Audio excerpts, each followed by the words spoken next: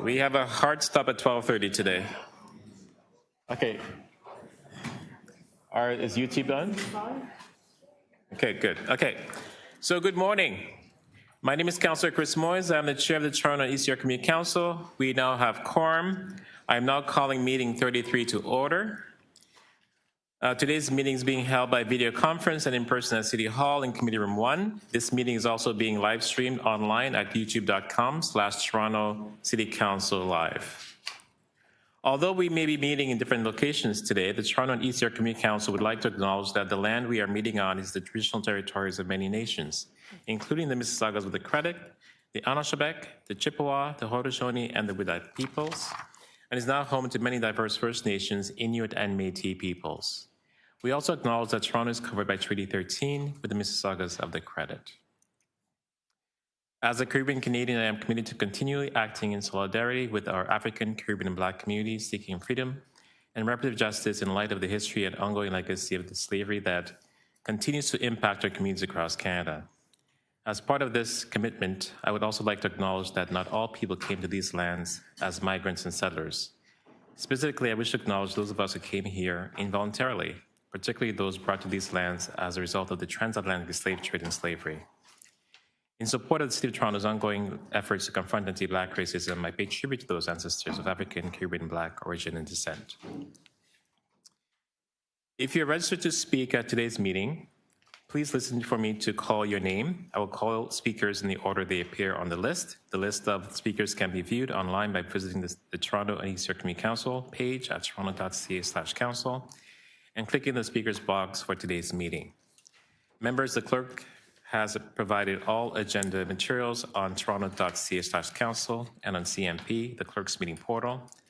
Clerk's IT staff are available to members if you need to help with your devices. I also want to remind you to please submit and approve your motions by email. Staff are available at toicc@toronto.ca to help with motions. Are there any declarations of interest under the Municipal Counterfeiters Act? If you have an interest, please raise your hand or unmute your mic and indicate the item number and the nature of the interest. Okay. May I have a motion to confirm the minutes from the meeting on April 30th, 2026? Councillor Sachs, all those in favor? Opposed? Carried. So members of the public, I would like to advise that this meeting will be ending at 12:30 p.m. today. Today, to allow members of the Toronto and East York Community Council to attend the late Councillor Mosco's funeral this afternoon. To hear from as many registered speakers as possible before the meeting ends, I am proposing that the Toronto and East York Community Council set the following rules for this meeting. And it is being viewed on the screens here. And it reads that with the exception of the statutory public hearing on items T33.1 to T33.6 and T33.8 to TE33.10, speakers who have not pre-registered be allowed to register to speak until 10 a.m. on May 20th, 2026, after which no further registration is allowed and the speakers list will be closed. That the length of the public presentations be limited to 3 minutes. That questions of speakers by members of the Toronto East York Community Council and visiting members of council be limited to 3 minutes as well, with 1 round of questions per member. That questions to staff from members of the Toronto East York Community Council and visiting members of council be limited to 3 minutes in total, with 1 round of questions per member.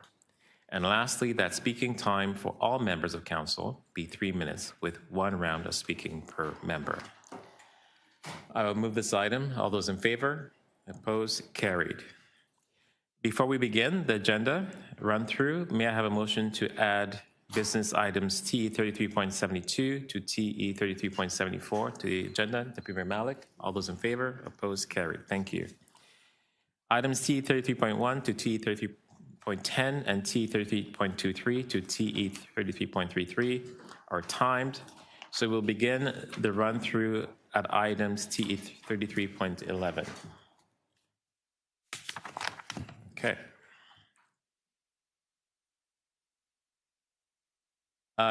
T 33.11, Liberty Village Streetscape Improvement Update. Deputy Malik.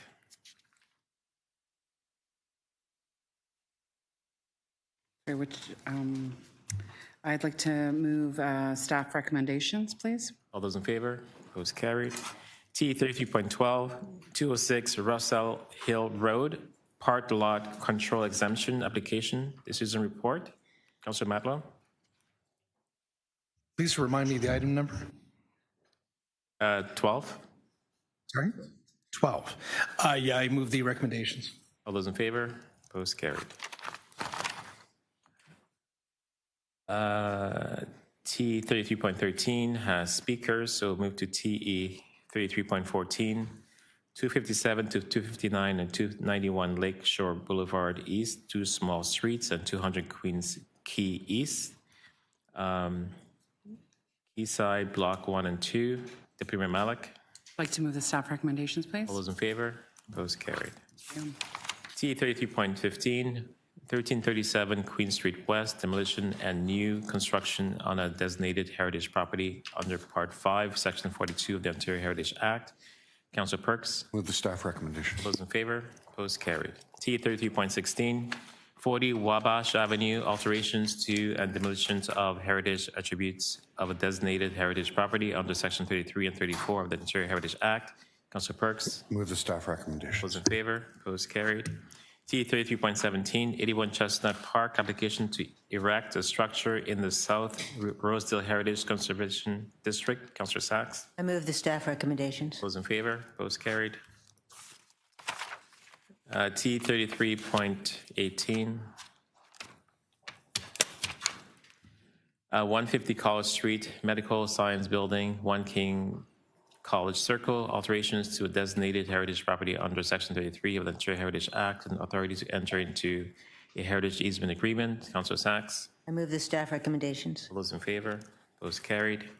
T 33.19, 50 Park Road, alterations to designated heritage property under Section 33 of the Ontario Heritage Act. Refusal. Councillor Sachs. I move the staff recommendations. All those in favor? Opposed? Carried. T 33.20, 170 Burton Street, demolition of a heritage attribute under Section 34 of the Ontario Heritage Act and the authority to amend a heritage easement agreement. Councillor Matlow. I move the recommendations. Those in favor? Opposed? Carried. T 33.21, 153 and 185 Eastern Avenue, alterations to designated heritage property under Section 33 of the Ontario Heritage Act and authority to enter a heritage easement agreement. I'll move the staff's recs in this item. All those in favor? Opposed? Carried.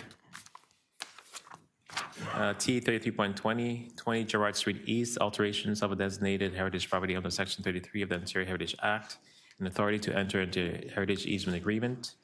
I'll move the staff's recs on this item. All those in favor? Opposed? Carried. T 33.34, changes to Business Improvement Area Board of Management. Deputy Mayor Malik. I'd like to move the staff recommendations, please. Those in favor? Opposed? Carried. T 33.35, use of Nathan Phillips Square for various events, October 1st, 2026 to April 30th, 2027. Deputy Mayor Malik. I'd like to move the staff recommendations, please. Those in favor? Opposed? Carried.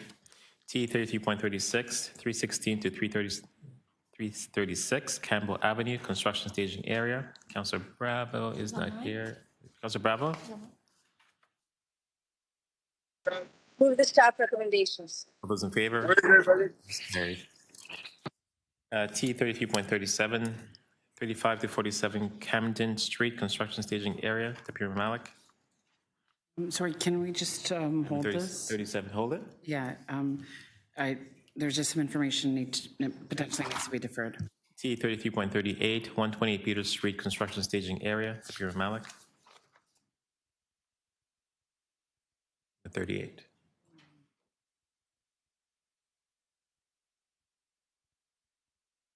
Sorry, can I just hold that as well, please? Okay. T 33.39, 914 Bathurst Street, construction staging area. That was deferred in the last meeting. Councillor Sachs. I move the staff recommendations. All those in favor? Those carried. And the next item we need to defer. T 33.40. Right. T 33.40, 44 Price Street, construction staging area. Defer to the next meeting, please. defer to the next meeting? Yes. All those in favor? Do you need a? Yeah, she's going to display it. Okay, we're going to display the motion.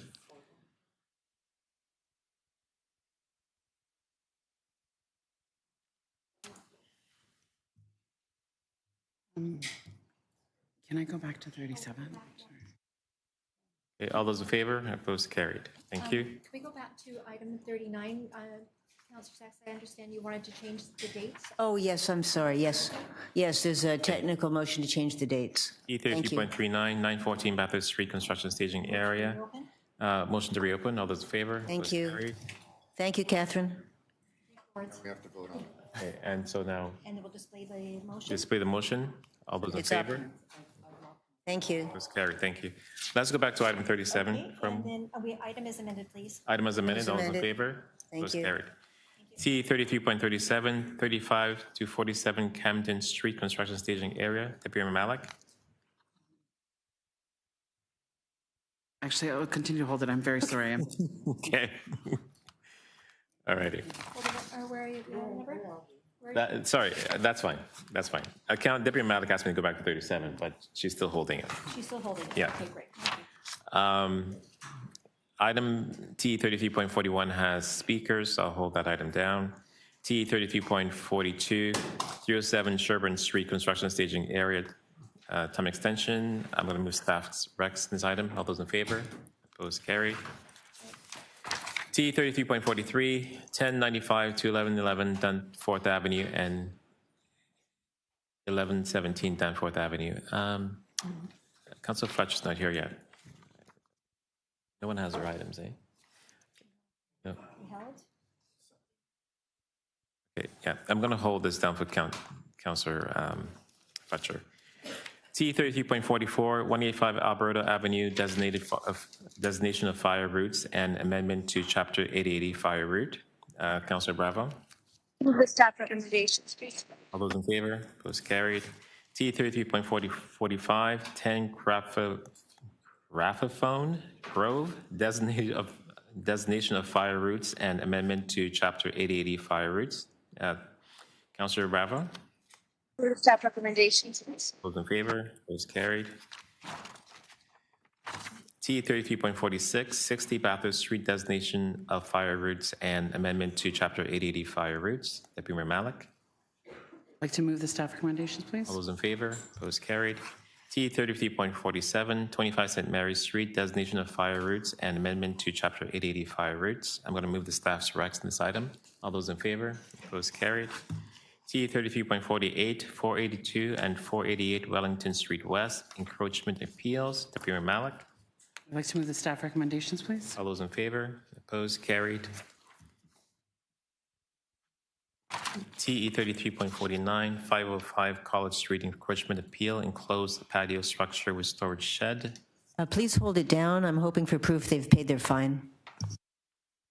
TE 33.50, 33 Yorkville Avenue, amendment to pedestrian tunnel encroachment agreement. I move the staff recommendations. All those in favor? Opposed? Carried. TE 33.51, east-west water shuttle pilot and Bathurst Queens Quay. Deputy Mayor Malik.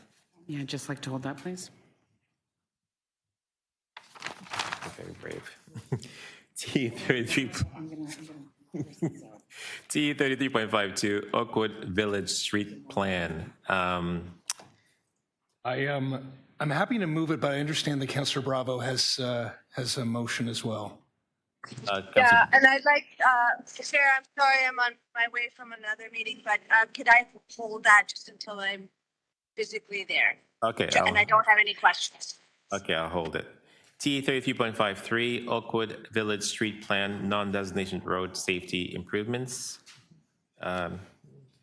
Councillor Matlow. Back with Councillor Bravo, if she's okay with me moving it now or wants to wait until she arrives.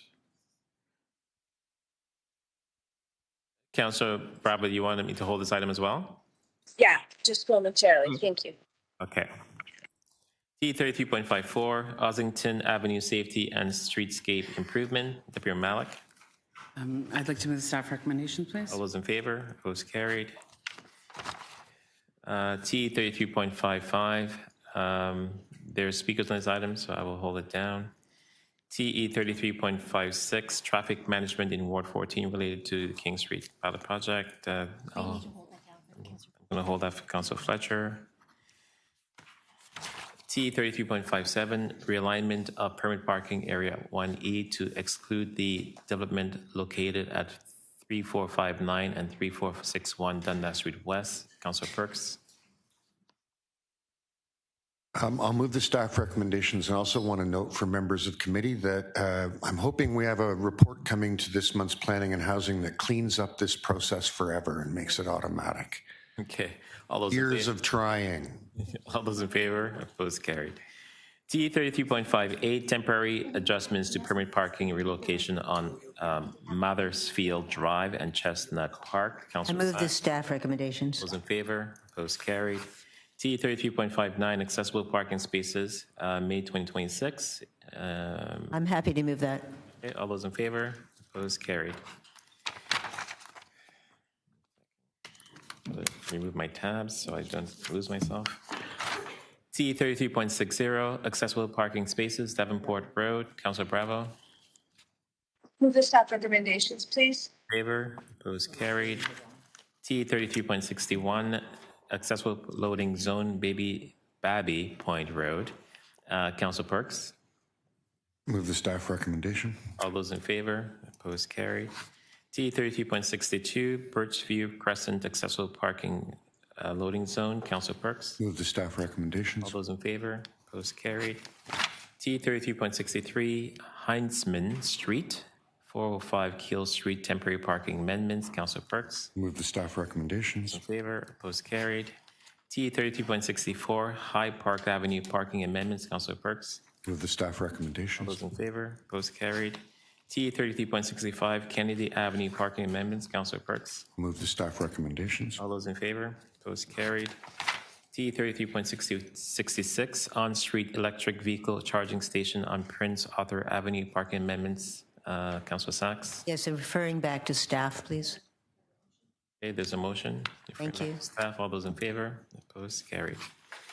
T 33.67, 30 Bond Street, St. Michael's Hospital, traffic amendment and parking amendments. I'm going to move the staff's recs on this item. All those in favor? Opposed? Carried. T 33.68, improving pedestrian safety on Crescent Road. Councilor Sacks. Yes, defer to the next meeting, this one and the next, please. Okay, motion, we're going to display the motion.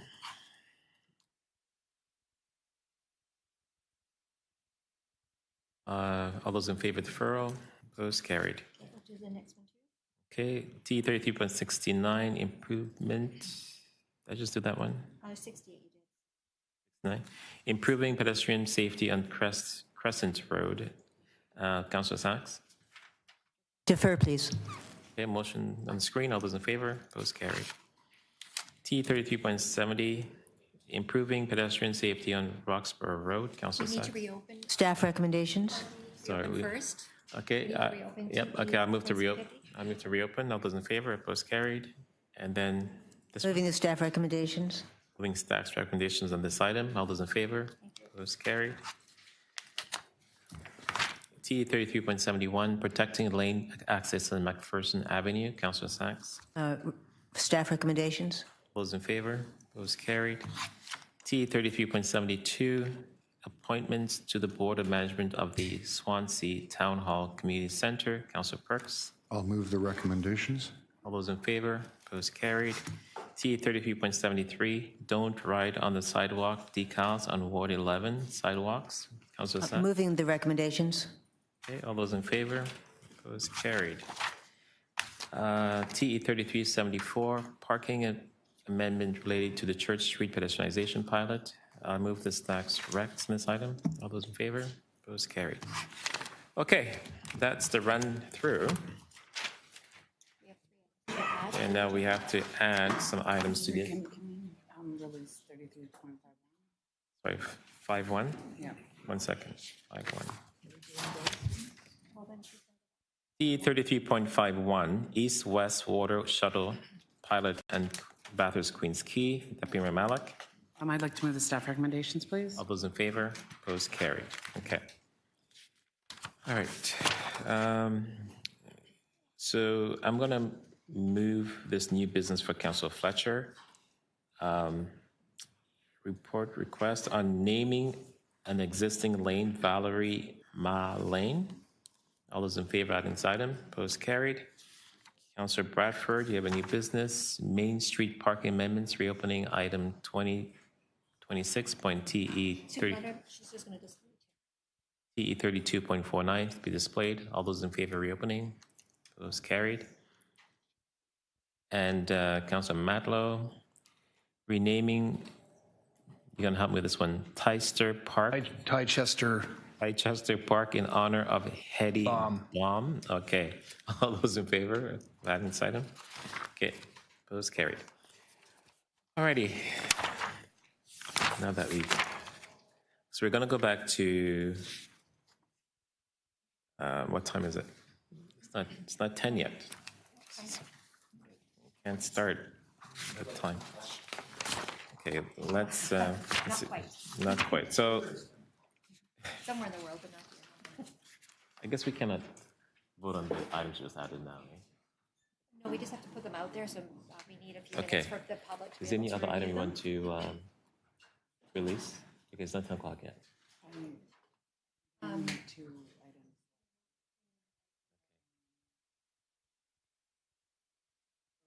Amy, 1 second. Let me see. I'm going to edit. Apparently, I'm too efficient, and we're ahead of schedule. It's not a bad thing.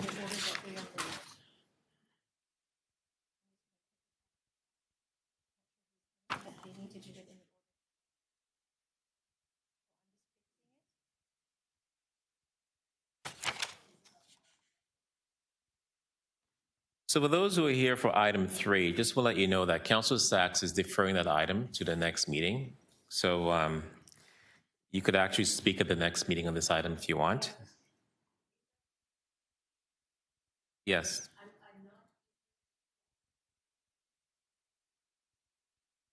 Okay. Do you want the mic to explain to people? Because you have a whole lot of people here.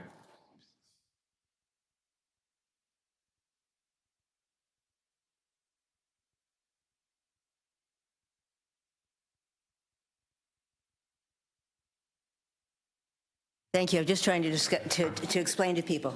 So, hello everybody who's here for Sneaky D's. Thank you. Thank you for your passion for the music venues in Toronto. Very cultural gems of Ward 11 are really important. We have a challenge today. We have 2 challenges today. One is we've got about 9 hours worth of work, and we've only got 3 hours to do it in because there's a funeral this afternoon, and so this committee is not sitting this afternoon. Also, I have been trying to get in touch with George because the developer says they have a deal with George, but I need George to confirm that to me, and he won't call me back. So we're not going to be able to decide this today. I'm holding this matter down. We have so many things to do. I do want to give you a chance to be heard if we can possibly reach you. There's a lot of other people who also want to speak.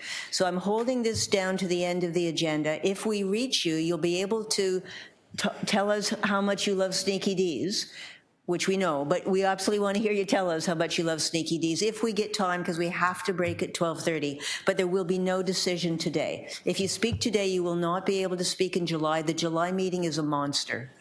So that's the situation. You definitely have time to have a coffee. You can watch us because we're going to be fascinating, but we're not going to reach this matter for a while, okay? Thanks, everybody.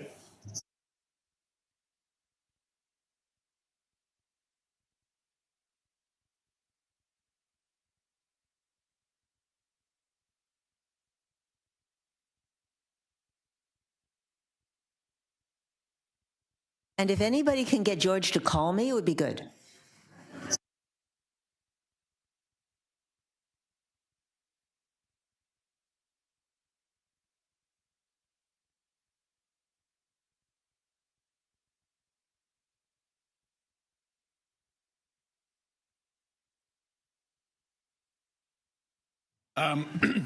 May I ask a small favor?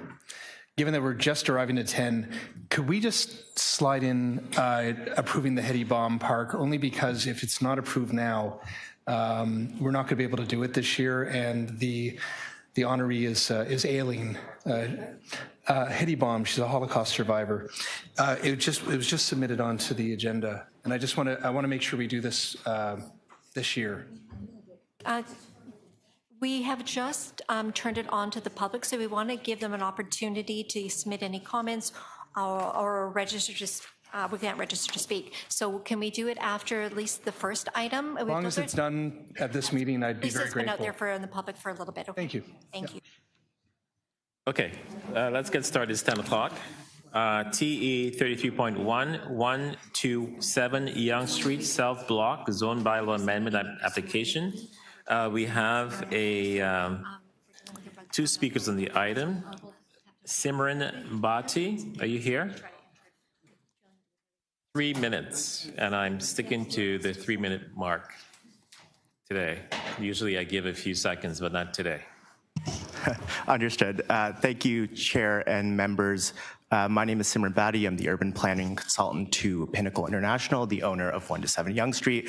I appreciate this committee has a very busy agenda today, and while I'm sure you'd love to hear my spiel, I'll hold it and keep it to myself and just say thank you to city staff, particularly George Pentazis for all of his hard work on this application, and myself and Mr. Anson Kwok, who's the next speaker on the list, are both available to answer any questions that the committee might have. Thank you. Okay, thank you. Anson Kwok, are you speaking? Okay, great. Deputy Malik? Yeah, thank you very much. I have a motion on this item. Can we just split the motion, please?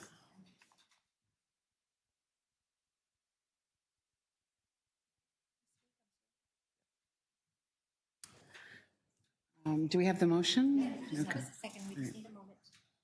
Sorry, I know time is of the essence, so everything feels very urgent. I know. Appreciate it, yeah. And the motion is on the screen. It's to request that the applicant improve the sidewalk condition on Queens Quay East to allow enough room for pedestrians to traverse it unobstructed and to make sure that they're doing that in consultation with staff. And I want to echo the thanks to City Planning and Transportation for reviewing this application in greater detail with the residents and with the local stakeholders. As the proposal for conversion of this site to a hotel does not include any alterations to the exterior of the building and does not trigger site plan approval, staff have worked with the applicant to support an amendment to look at the ways of improving the sidewalk conditions in the busy areas, and that's the direction that I've laid out here. Along with this, I understand that Redbath has agreed that this approval can move forward while that conversation continues to be finalized. So thank you for the cooperation. Thank you for being responsive to the community concerns, and thank you to our community for always being engaged with the continued growth of this neighborhood. With the amendment, I move the staff recommendations. Okay, all those in favor? Opposed? Carried.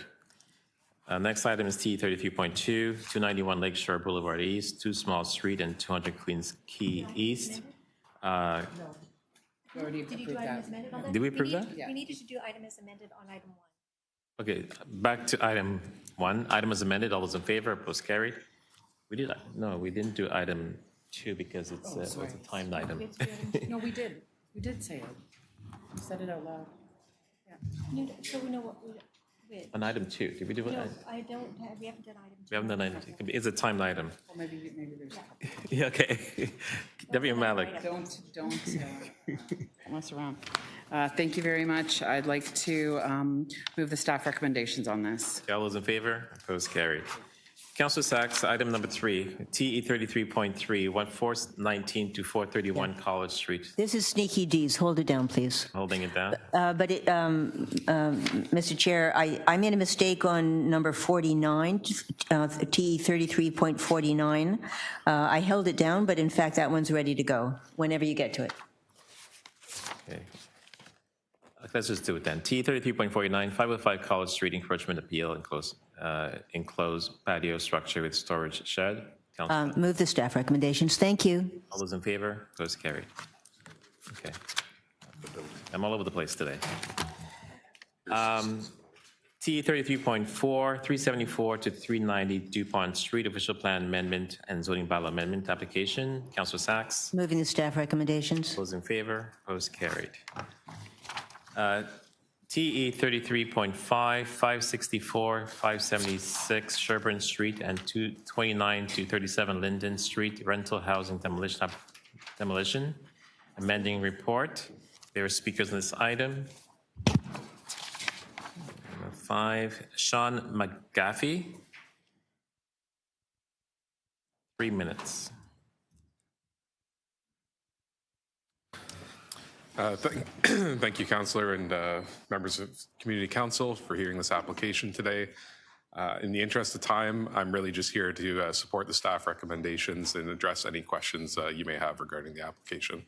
Thank you. Any questions for Deputant? Seeing none. Thank you. Tom Kai. 3 minutes.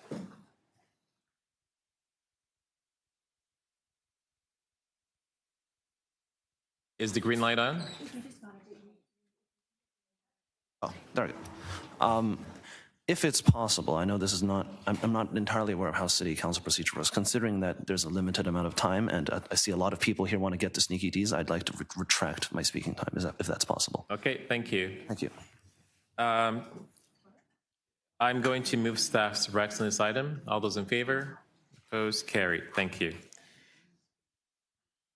T 33.6, 1, 2A and 4, 16 Sumac Street and 90 Eastern Avenue, official plan and zoning bylaw amendment application. Number 6. Okay, we have a few speakers here. David McKay, are you here? Are you in front of me? Thank you. Thank okay, you. Go ahead. 3 minutes. Councillor David McKay, registered professional planner, which MHBC. In the interest of time, here to support staff recommendation and to thank staff for their support. Both the two next speakers, Roland and Emma, are with our project team and are simply here to answer any questions as well. Thank you. Thank you very much. I have no questions. Any questions of this deputant? No. Next up is Carolina Lemos. Carolina Lemos, are you here? Online? No? Carolina, can you hear me?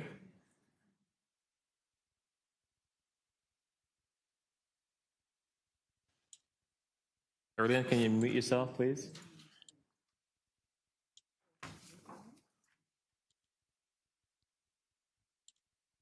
No? Unmuted. You're unmuted. You just have to speak.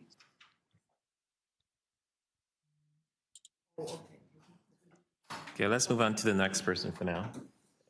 We'll figure this out. Tom Kai. Tom Kai, are you here? You're on the list to speak. Okay, thank you. Catherine Bray. Catherine Bray. Going once. Go ahead. Sorry. No, she's not here. Daniel Tate. 3 minutes. Hi, good morning. So I do have some concerns with this development. It seems really out of character for the built form of the surrounding neighborhood down there at Sumac in Eastern Avenue.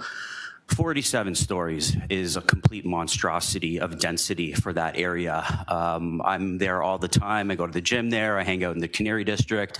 There's nothing that remotely exceeds 15, 20 stories maximum. So to have somebody come in there and say, we're going to throw up something that's going to be almost 50 stories, that seems absurd. And you know what's going to happen? That's going to set the precedent. And then you're going to have other developers come in and say, oh, well, they did 47 stories. We want to come in and do 60 stories. Now another developer comes in. We want to do 70 stories. Where does it end? We can't have every corner of this city be a mini Manhattan. Like it kills the street life, it kills the vibe of our city, and you're going to be hearing a lot of stories about that potentiality when these good folks come here talk about Batherston College and Sneaky D's. So look, I'm not saying don't build something.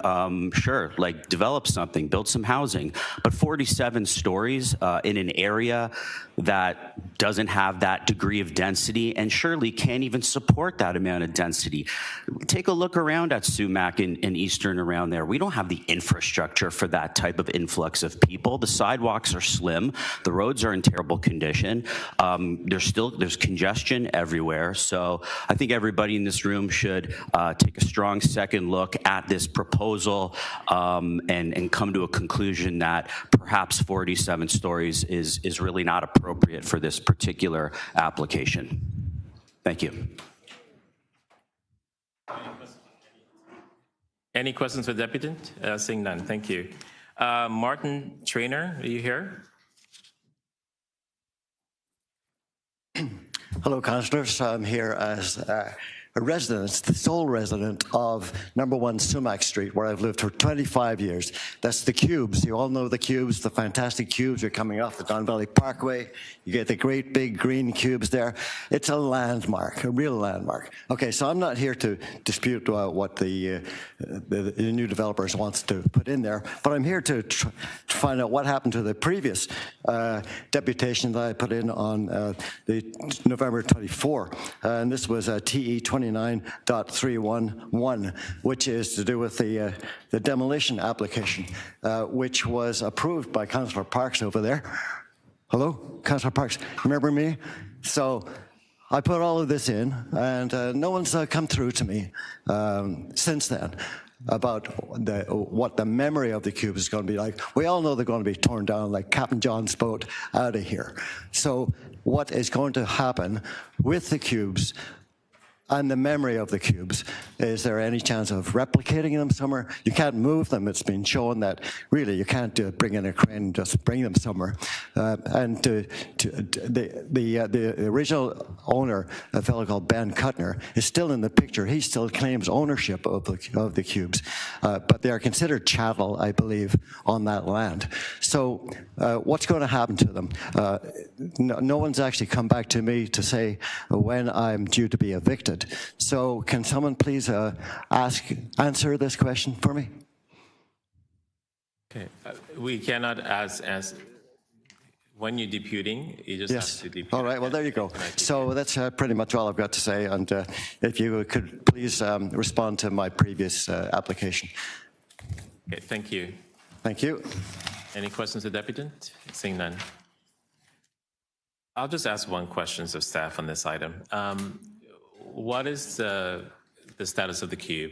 Is it the heritage cube? Or if not, what are the plans for it? Do we know? Through the chair, this is heritage staff.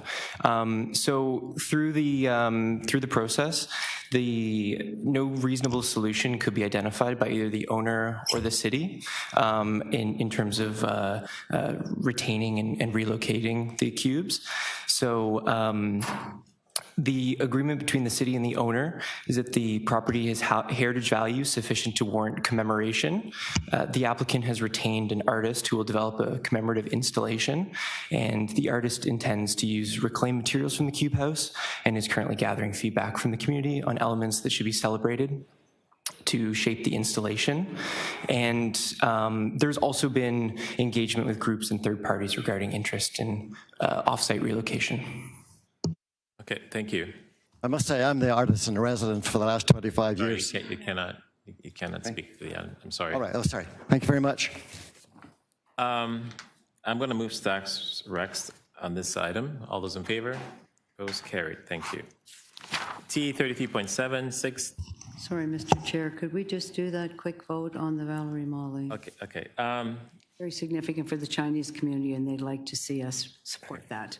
The one I moved earlier, Valerie Ma Lane, and the media is here to look for our support. I don't have a copy of it. It should be very fast. Thank you. Okay, item 75. We're going to, you guys are throwing me off my game today here. Sorry about that. Sorry I was late, had a problem. You have, Here now. thank you.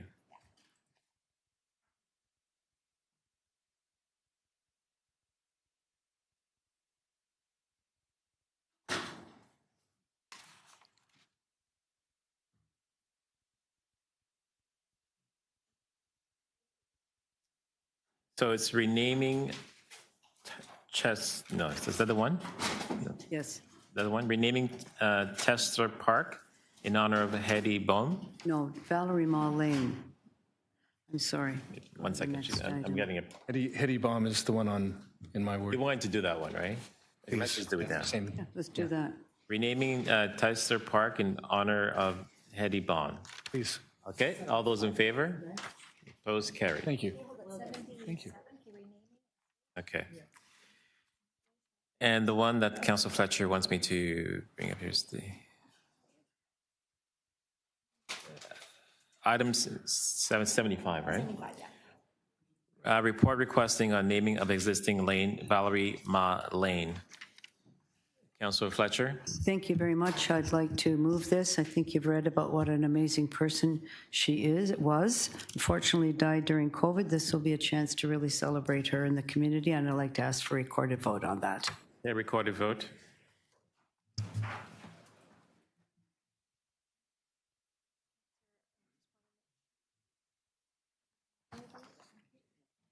All those in favor? Councillor Fletcher, Councillor Bradford, Deputy Mayor Malik, Councillor Moyes, Councillor Sachs, Councillor Perks, and Councillor Matlow. That is unanimous. Thank you. I'll note there's over 200 names, and I think there'll be more by next month. Thank you. 76. Okay, do we not reopen it? Which item is this? It's item parking minutes right behind that.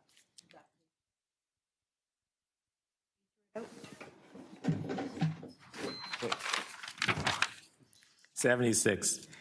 Main Street Park Amendment, reopening item 2026.T 32.49. All those in favor of reopening? Those carried. Then you want to move the recommendation of this item. All those in favor? Opposed? Carried. Okay, that's done. Okay, where am I now? 7, thank you. D 33.7, 6 to 8 and 10 to 12 Sumac Street, alterations to designated heritage properties under Section 33 of the Ontario Heritage Act, an authority to enter a heritage easement agreement. We have speakers in this item. Roland Rom Kolthoff, online. Yes, hi. I'm appearing virtually. I'm just here to support the recommendations of staff and here to answer any questions, should there be any. Okay. Thank you. Any questions of Deputy? No. Emma Colomeyer. Emma? Online? Hi, good morning, Chair, members of the board. Same as Roland, I'm just here to answer any questions. I'm the Heritage Consultant on the file. Yeah, thank you. Carolina Lemos.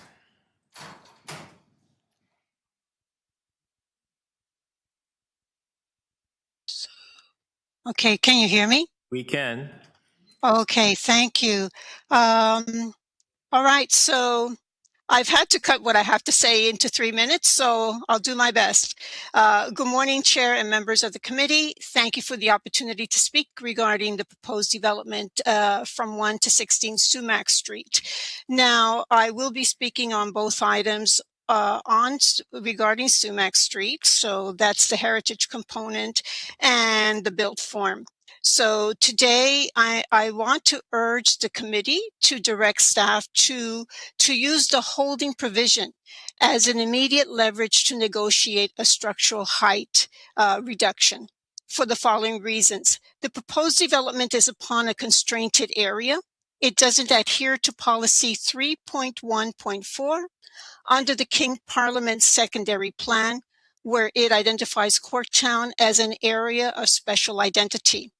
The policy mandates that development must respect the historical neighborhood character and lot patterns in terms of building height, scale, type, articulation, and landscaping. In addition, it doesn't adhere to the city tall building guidelines that mandates a 25-meter separation between the towers to preserve light, air, and safety. Corktown residents are hoping for a vertical height reduction, specifically to a mid-rise. So I urge you to request that block delivers a transit-orientated density that works rather than overbuilt precedent that harms the public realm. And that's it. Thank you. Thank you. Any questions for the deputant? Seeing none. Thank you, Ms. Lemos. Tom Kai, 3 minutes. Thank you, City Council. Having heard the words from Mr. Daniel Tate previously on speaking on the previous motion about similar developments near Sumac Street, I can only say that getting off the Don Valley Parkway onto Adelaide Street and looking at, the Cube and the neighborhood down at Sumac Street, it feels weirdly unjust to try to negotiate the heritage settlement around that region. It would make a lot more sense if you were doing it for redevelopment purposes, to build more to build more modern homes and that kind of stuff. But the fact that these heritage properties are soon to be renegotiated and demolished to build a comically high apartment block on Sumac Street seems egregiously inappropriate for like the landscape of the region and probably the heritage of the region too. If you go down Parliament Street, there is a Porsche dealership that has a plaque that indicates that this was the former place of the first Ontario Parliament. Such heritage of Upper Canada, and the only thing is left there is a plaque commemorating it. I love the Cube and all the buildings next to it, and to renegotiate the heritage of that area to build a condo seems unproductive to benefiting the heritage of that region. So I would urge the council possibly reconsider the previous proposal, 33.6, to the way that this heritage agreement would still preserve the heritage of the region instead of just building more condos. Councillor Bradford, I met you a year and a half ago, possibly at one of your events. You personally said that you disliked building condos everywhere in Toronto. This is one of the instances, and I hope that once this actually goes to a vote, we can have your support, Councillor Bradford. I have not talked to anyone else in this room previous to this meeting, but I hope that you can all understand that that part of Toronto is a particularly important part of the heritage of Toronto, and to build a massive condo structure there, getting off the Don Valley Parkway, is an egregious breach of the heritage of the region. Thank you very much. And Thank you. Any questions to the deputant? Seeing none, thank you. I'm going to move the staff's recs on the heritage item over here. All those in favor? Opposed? Carried. T 33.8, 143, 145, and 147 Main Street Official Plan and Zoning Bylaw Amendment Decision Report. There's speakers on this item. Adam Smith, are you here? Okay, you have 3 minutes. Let me get hooked up here.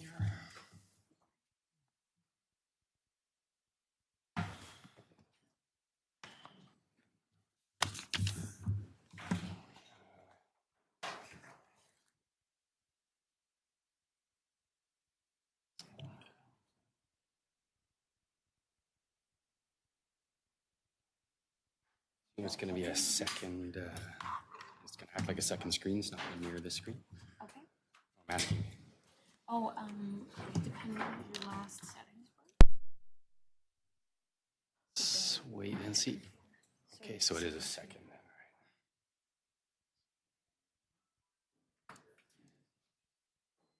then, all right. Okay, time starting. Hello, it's Adam Smith here again to oppose the unsustainable overdevelopment of Ward 19. At the February 19th meeting, Councillor Bradford referred to people like me as, quote, the professional deputants who've never met a housing site they didn't disapprove of. Unaware the only professional deputants getting paid to be here are the ones representing developers. The rest of us are concerned citizens taking time out of a workday to express our concerns directly to our elected officials. And I can tell you, residents do not feel heard or respected. Appropriate housing doesn't end up at community council because it respects the existing zoning. It's only developments that push the envelope too far and have negative impacts that I take exception with. 507 to 511 Kingston required a zoning change, but its size matches other buildings on that section of Kingston and it has a large component of affordable units. That is the kind of development we need, and with no affordable units other than the 7 rental replacement units, 143 to 147 Main does not fit the bill. The new building will remove all existing parking. If current tenants want to move back, they will have nowhere to park their car. One resident said the only reason he moved there a year ago was because his unit had parking. A single mom with an 8-year-old said she needs her car for work, and without parking, she'll be forced to move.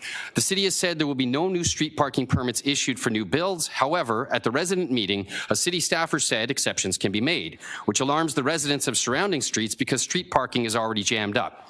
So, will the city guarantee an exception, or are existing residents with cars forced to move elsewhere? At 11 stories, this will tower over everything nearby. The north wall of this building is just a big, empty, dark expanse blotting out the sky. And at the consultation, no one seemed concerned about having to stare at this blank wall for the foreseeable future. Some public art or a green wall would be a great addition, especially as residents of 2203 Girard have south-facing balconies that are going to lose a lot of light and all of their view of the sky.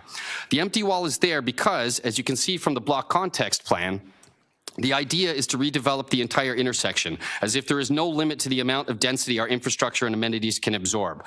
Kimberley Junior Public School is at capacity, and despite the nearby GO and subway stations, with thousands of people moving into the hundreds of new units at Main and Danforth, we are only straining an already stressed system.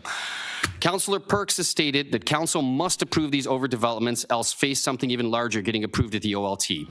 I find that to be a disappointingly defeatist attitude. Why is it resident taxpayers funding council's salaries have no say, while business and investor interests get to trump the desire of the community to preserve the nature and character of their neighborhoods? Developers are in a mad rush to get as many approvals above and beyond zoning while the province is holding the door wide open, and fear of the OLT has turned council into a rubber stamp committee. Instead, council should be refusing to decide on every single development that requires rezoning and watch the appeal backlog pile up at the OLT. It's not likely council will ask for something smaller, add setbacks or more heritage details, so at a minimum, will council please consider attaching 2 conditions. 1, replace all the existing parking or guarantee street parking, and 2, require something be done on the empty wall. Thank you for your time. Thank you. Any questions, Deputy? Seeing none. Thank you. Yes, I just have a question. Where is that parking? It's beside the library, correct? It's directly north of the library, yes. It's behind the...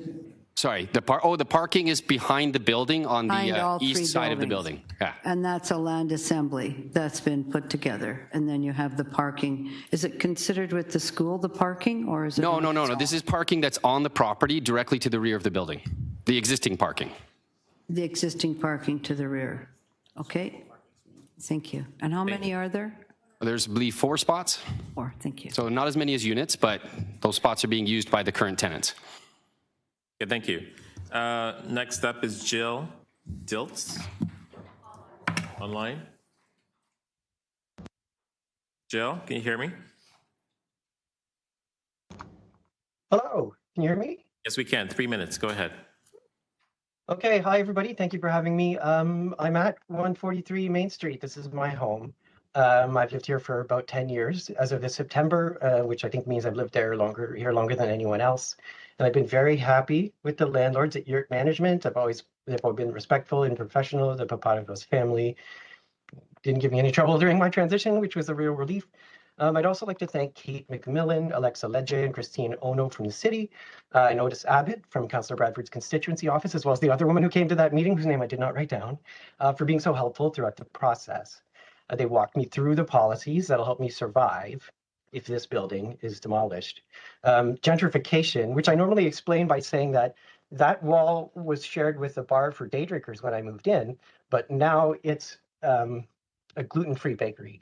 But what that means for me is that without the rental housing demolition bylaw, Code Chapter 667, I'd be forced to pay more than twice the rent I'm paying now to find housing in the neighborhood. So I'd like to thank the members of this council who supported the rent gap compensation, and that's going to help me survive that transition. And the last person I'd like to thank is Brad Bradford for his passionate defense of missing middle housing. He's provided several example diagrams explaining that the missing middle ranges between duplexes at the low end of the middle and live-work housing like 143, 145, and 147 Main Street, at the high end of the middle. Mid-rise towers like the proposed structures are too big to fit in the missing middle, according to the graphics provided on bradbradford.ca. And to quote him, if we want to build back a Toronto of opportunity, we need to introduce more housing options for the folks here today and for those who'd like to join us in the future. The missing middle is about bringing in options in between the multi-million-dollar house or high-rise condo. Back in 2020, Bradford put up his hand to bring a missing middle pilot project to Beaches East York. And I skimmed that report provided by the pilot, because this was, so I'm not sure whether this idea was in the pilot. I just skimmed it, so I don't know.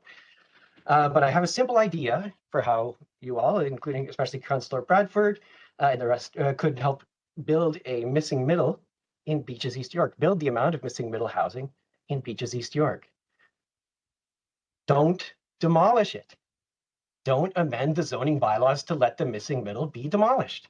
Don't amend the official plan to let the missing middle be demolished. If you want a missing middle, don't knock it down. Thank you for your time. Okay, thank you. Any questions for the deputant? Seeing none. Thank you very much. Greg Euns, U-E-N-S.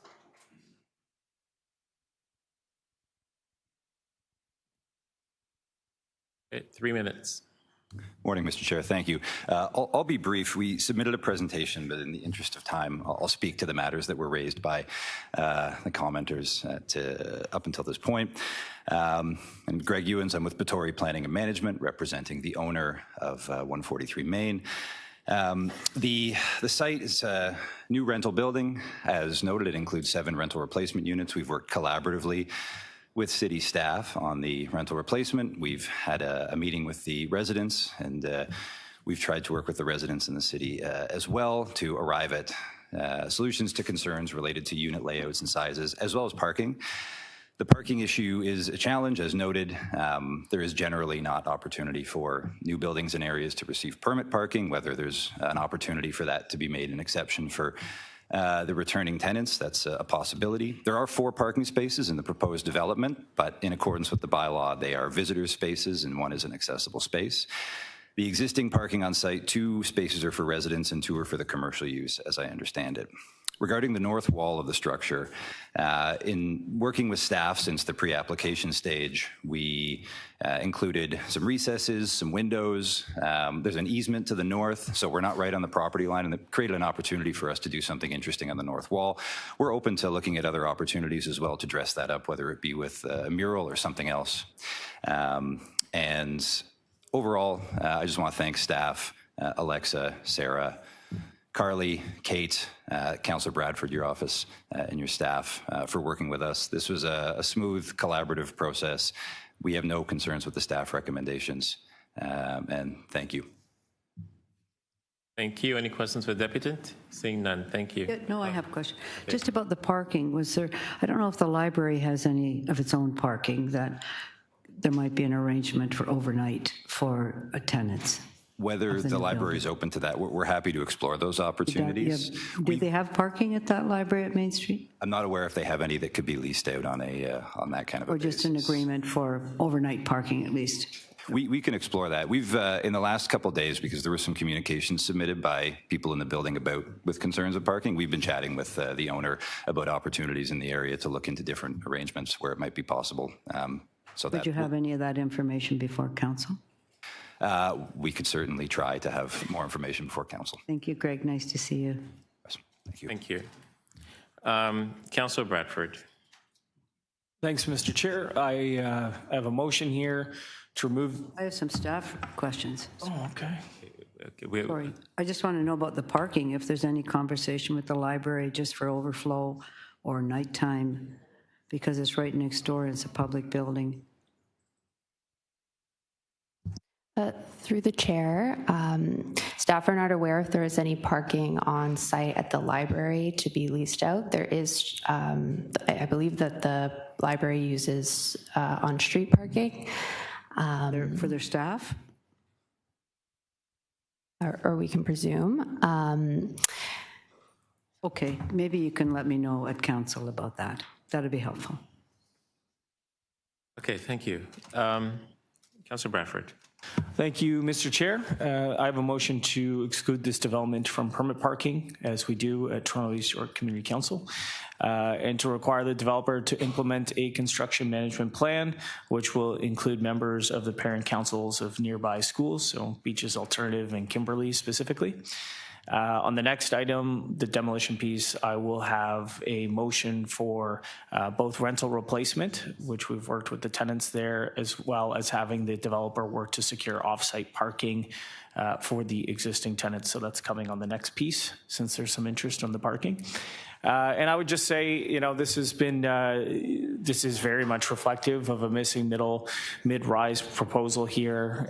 This is one of the richest transit intersections in the entire city. You've got the Danforth GO station, you've got the terminus of the Gerrard streetcar, you've got the main subway station, all right here. And I think that's why when we did the secondary plan work on this area a few years ago, staff identified this as an area and an intersection for modest intensification. That's what this proposal represents. And, you know, working with feedback from the community and the applicant to shape and refine the building, I think there is opportunity to do stuff on the north wall there. This is what happens when one project moves forward before the other one on the corner. That's the nature of these things. You're going to have a wall there prior to subsequent applications at some point in the future. But I think it'd be great if we could work together to do something really beautiful there. So going to move the staff recs in addition with this piece that I put forward here. Thank you, Mr. Chair. Thank you. Okay, we have. Just 1 second. Okay. Thank you. So before we vote on this item, we do have a speaker on the item. Staff has received hundreds of emails in the last little while, and they're just still sorting out the inbox. And so because this is a stat item, we have to allow people to speak within the time limit that we stated, unfortunately. So 3 minutes. Go ahead.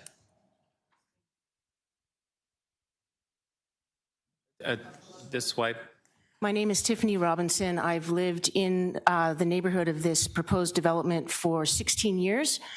We've raised our kids there. We love the neighborhood. We've gone to all the community consultations on the different efforts, I think laudable and good efforts at intensifying housing options and increasing the density in the area. 2 doors down from us, a unit that was 1 unit went to 11 units. We think this is an excellent development. We really appreciate Brad Bradford and his openness to conversation. However, on this proposed development, I'm concerned that it's over double the height that has been talked about for a long time. For a long time, the height in that area was going to be something like 5 to 7 stories. I understand that the bylaws have changed and so on, but to jump from basically a small 2-story building to something that is 11, that changes the streetscape in that area in a really drastic and dramatic way that I don't think is timely. And I just wanted to register my concern for the fabric of the neighborhood, my concern for the precedent it sets going east and west on Gerrard Street. I understand the need for more density. I highly support it. I do not support this version of it. Thank you. Thank you. Any questions of the deputant? Seeing none. Thank you. So let's vote on this item. All those in favor? So we need a motion first. Yeah, Councillor Bradford's motion. Played already, but.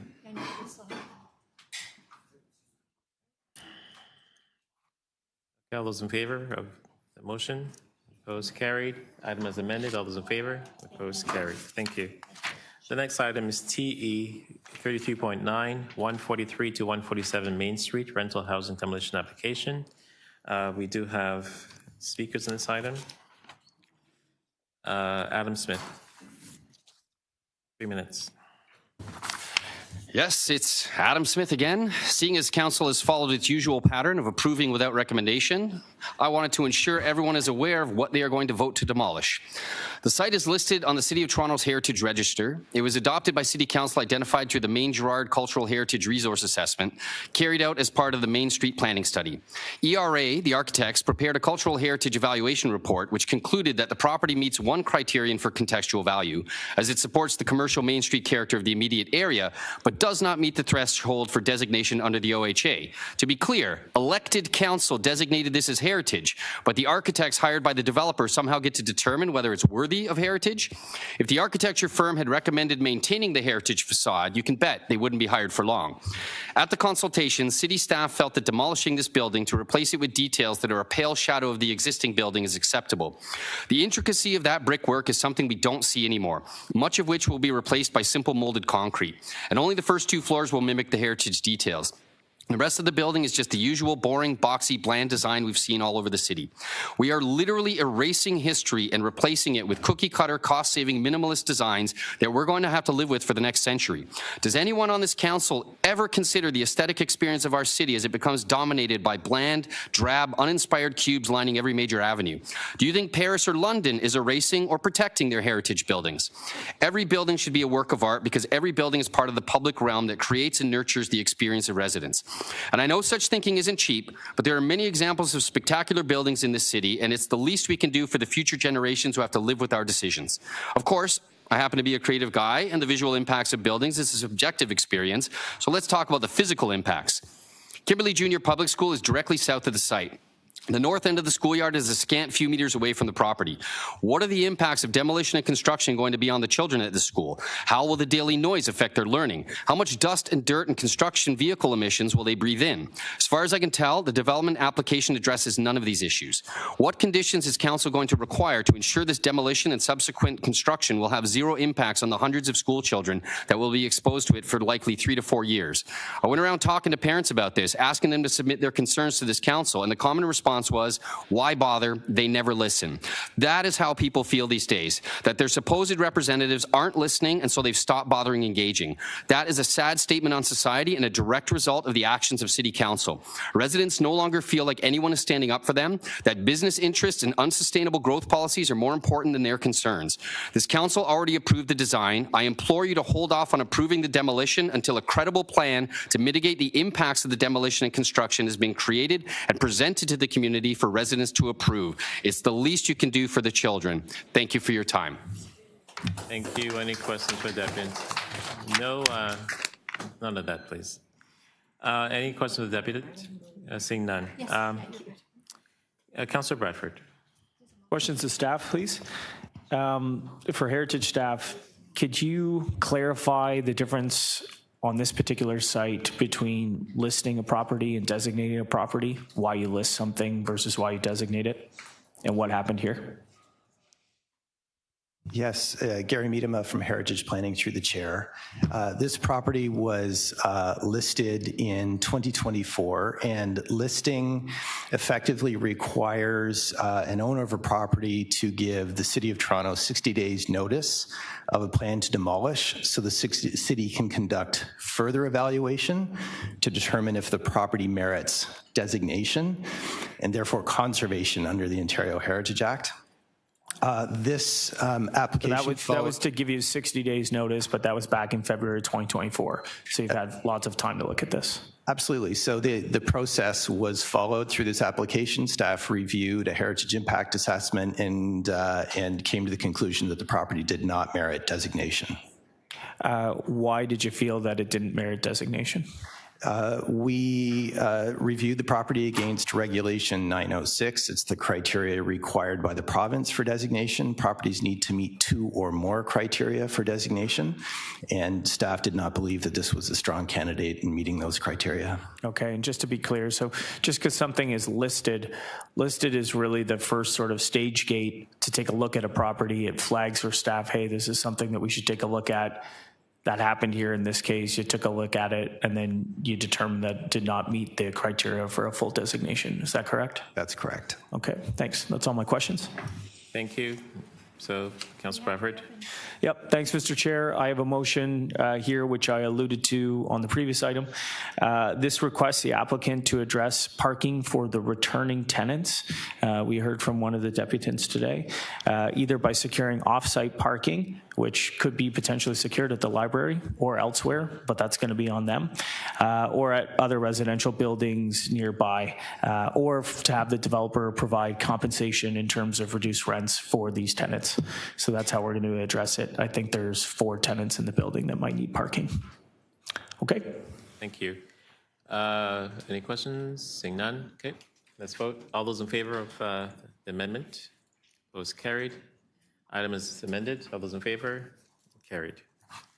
Next item is T 33.10, Liberty for All Regeneration Area Study. We have 2 speakers on the item. David Bronskill, are you here? Online. David, can you hear me? I can, Mr. Chair. Okay, you have 3 minutes. Go ahead. Thank you, Mr. Chair. Mr. Chair, we have correspondence on the record from our client's consultants. Just for the record, last name is Bronskill, first initial D for David. And just for the clerk, the mailing address is 333 Bay Street, Suite 3400 in Toronto. I'm actually here just to speak to 2 of those letters, Mr. Chair. One is the numbered company 2396927 Ontario Inc. And they're involved in certain sites in Liberty Village on King Street West, Mowat Avenue, Fraser Avenue, and on Liberty Street, Mr. Chair. I'm also here speaking on behalf of York Heritage Properties and ADGAR Canada Inc. They have, as you well know, lands on Fraser Avenue, Liberty Street, Mowat Avenue, and Fraser Avenue. As I noted to you, Mr. Chair, we do have a correspondence on the record from our client's planning consultants. I'm just here to speak to you about 2 matters, Mr. Chair, related to those letters. The first, Mr. Chair, is our client has had a great working relationship with city planning staff throughout this process. That working relationship we hope will continue, notwithstanding the concerns that we have identified in respect of the secondary plan as it comes before you. What I mean by that, Mr. Chair, is even though we may appeal this, and we may appeal it in light of ongoing planning work in respect of those specific sites, we look forward to continuing to work with city staff and anticipate, Mr. Chair, the mediation might be something warranted in this file, even if appeals are made in respect of the proposed policies. The second, Mr. Chair, is I am just going to flag for Community Council a concern that I have flagged previously at City of Toronto Community Councils and with other municipalities. And it's policies that would seek to require affordable housing through secondary plans. And my flag for Community Council, Mr. Chair, is just an ongoing concern that inclusionary zoning is the mechanism to secure affordable housing under the Planning Act.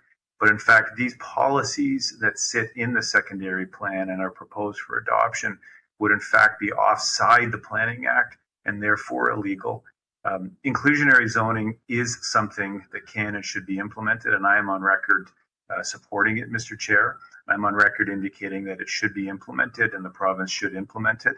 But I also have to go on record with you and say that the policies proposed in the secondary plan would in fact be in violation of the Planning Act. And I do have to flag that for you in advance of you making your decision and recommendation for City Council regarding the secondary plan.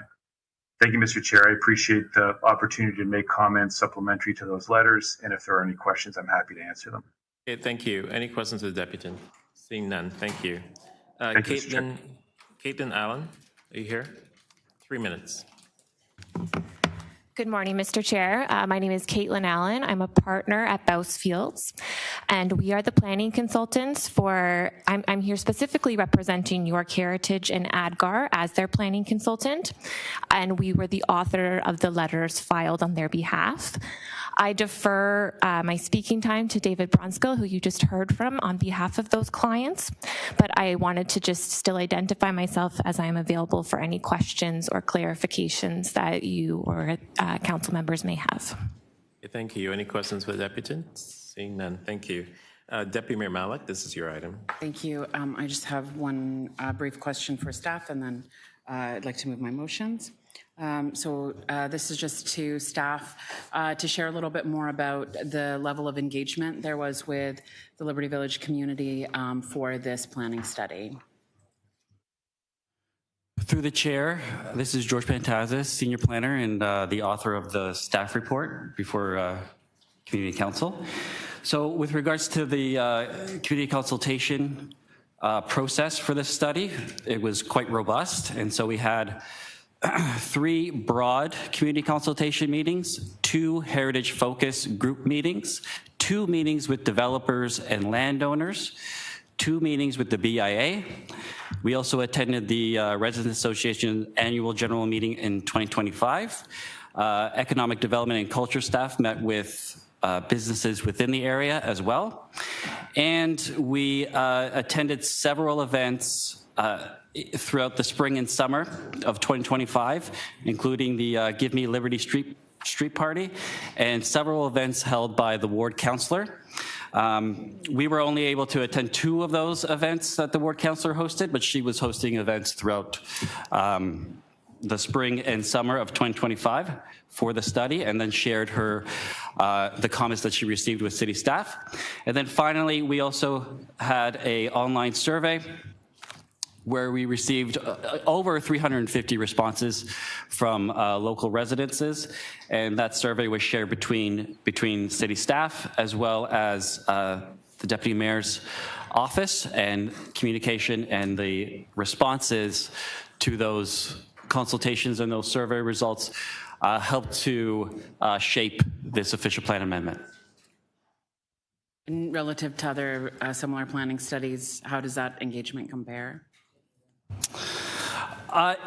In terms of the amount of engagement, it's fairly consistent with other planning studies. However, the amount of responses that we've gotten for surveys, in my experience, this is the most I've ever seen for a study, and I've done studies for 13, 14 years of my career. Having 350 responses, over 350 responses, is overwhelming and just shows the passion of the community. Very much. Okay. To speak? You have a question? Okay. I have a question. Time's of the essence here. There's nothing that's stopping a developer from proposing affordable housing in a development, is there? I mean, there's not obligation under inclusionary zoning, but there's nothing that stops a developer from offering that and working with the city staff.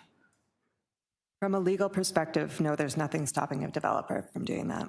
From a legal perspective, and what would they do? They would then ask, you would bring forward our chief development officer in the period of conversation and look for some way to add a number of units into this development, would you not?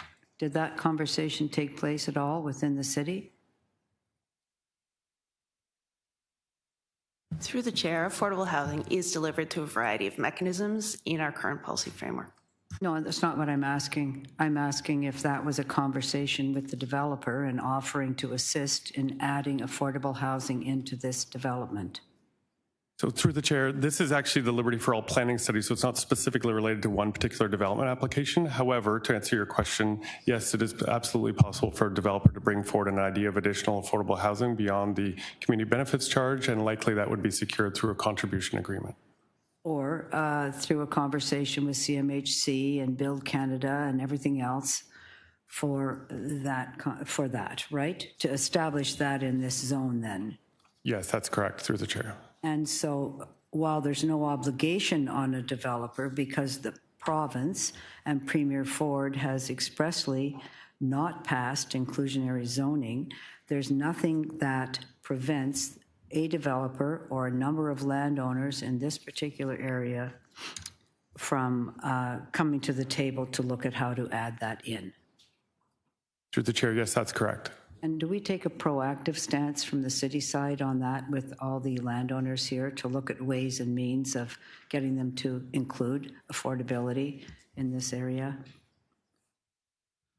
Through the chair, yes, we have, and certainly the policy for the official plan amendment that's before Community Council does have requirements for affordable housing.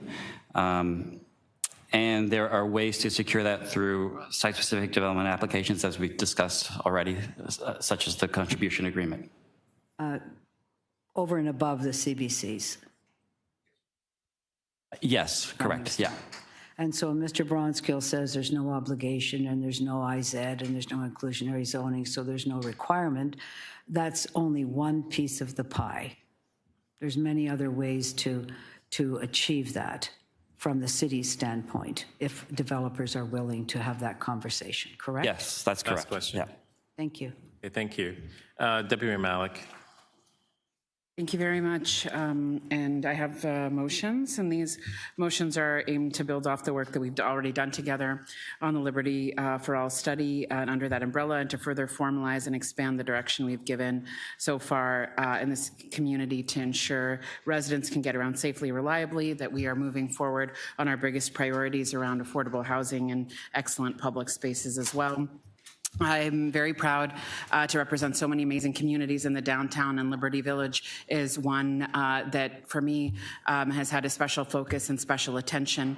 And despite the fact that we welcome neighbors there, you know, every single year, more and more, I will be very frank that many poor planning decisions over many decades meant that we continue to grapple with the consequences of those choices that far predate me. And that includes that important community amenities that make the types of communities that we aim to build in the city not something that Liberty Village residents get to experience, both hard and soft infrastructure. It's an incredible and growing community that doesn't have a community center, childcare, a school, or a library. And between 2016 and 2021, Liberty Village grew in population 12 times the amount of the city overall, with a majority of residents being renters, a majority of those renters spending more than a third of their income on rent, and especially in those smaller dwelling units, meaning that the higher cost of housing has an even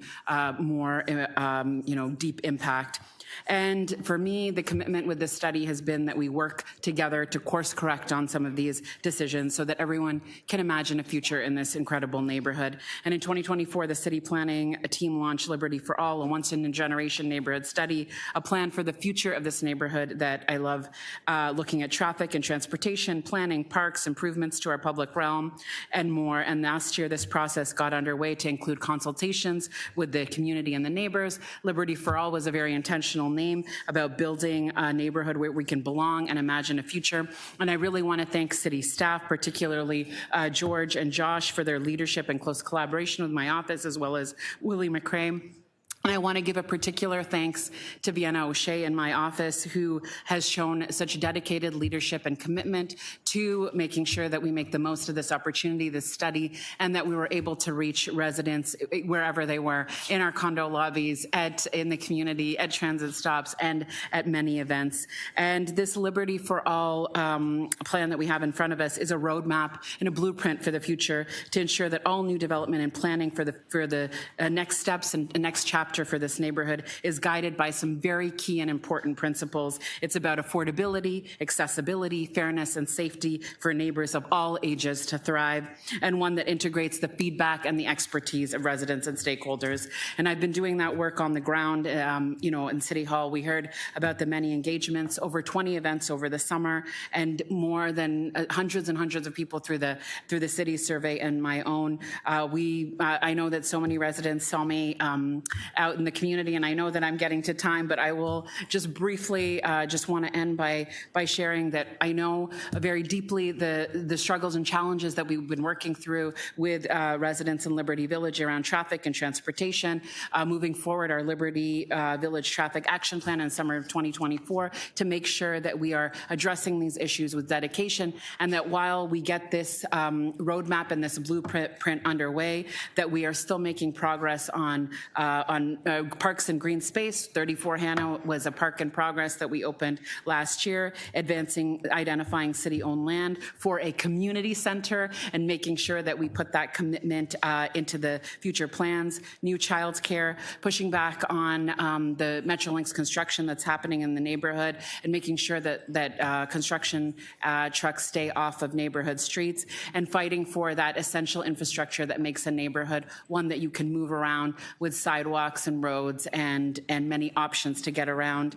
I want to end by just thanking the incredible partners that we've had in this work on the ground, the Liberty Village Residents Association, in particular on the Liberty Village Business Improvement Association, plus the incredible stakeholders, property management, and others who have been involved in this study. I'm looking forward to moving this study to the next step and for our continued work together.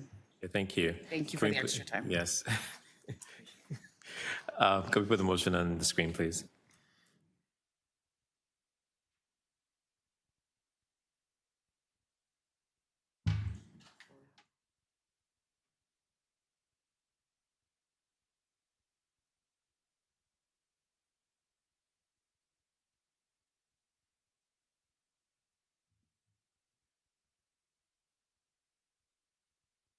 Coming?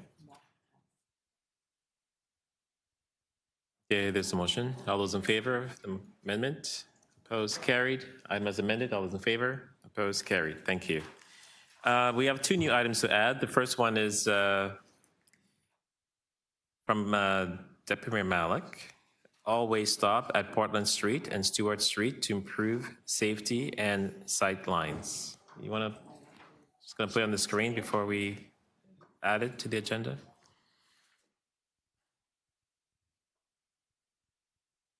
Here we go. All those in favor? Opposed? Carried. The next item we're going to add is from Councillor Fletcher. Report request on naming an existing lane, Sister Gwen Smith Lane. All those in favor? Actually, that's posted first, then we can vote on it.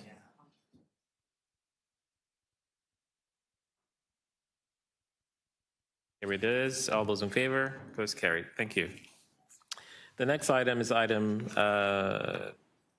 TE 33.13, 110 to 114 Maitland Street and 440 Jarvis Street, official plan and zoning bylaw amendment application. There is one deputant on this item, Tom Kai. Is that Tom? Okay, 3 minutes. I can, hello again, Council. I would like to say that having been to the Sick Kids Center that you are planning to demolish, I am slightly disappointed that this proposal was even considered by City Council. The argumentation given basically by members of City Council is that the Sick Kids will be restored after and remodeled after the construction of a very, very tall condo on top of it. Why are we building condos on top of everything? Number one, across the street from the Sick Kids is the Jarvis Collegiate Institute. It is a high school, and the fact that that the City Council has considered all other proposals previously, as Mr. Smith has previously said, a lot of your proposals involve demolishing things right in front of high schools and middle schools. I have significant concerns of the dust and that is going to cause massive respiratory issues for the students at the school. The noise is going to impact their learning, and this development plan on Jarvis and Maitland will be outrageous for the students at that high school. Outside of that, there is no plan for how long this development is realistically going to take. Obviously, City Council will always give a number and then say, oh, this will be done in this time, but we've all learned from line 5. Things don't always get done on time. So this, not only is this Sick Kids primarily important as the main mental health center of the Sick Kids branch in Toronto, there is no replacement for it. There is no plan for replacement of this Sick Kids Mental Health Center. The Sick Kids downtown near Toronto General Hospital is not a mental health center. It is a Sick Kids Orthopedic Center. So the City Hall does not have, so this City Council does not have a plan to protect the kids at Jarvis Collegiate Institute from the din and the dust of the demolishment and construction process. There's no plan to replace the sick kids and the mental health facilities present on the site. And I'll be honest, if the city's entire plan is just to build condos on top of everything and call it reasonable establishments because it's going to be restored later, why not just demolish the Jarvis Collegiate Institute? Demolish the high school, build a condo on top of the high school. It's going to restore later on. Why care?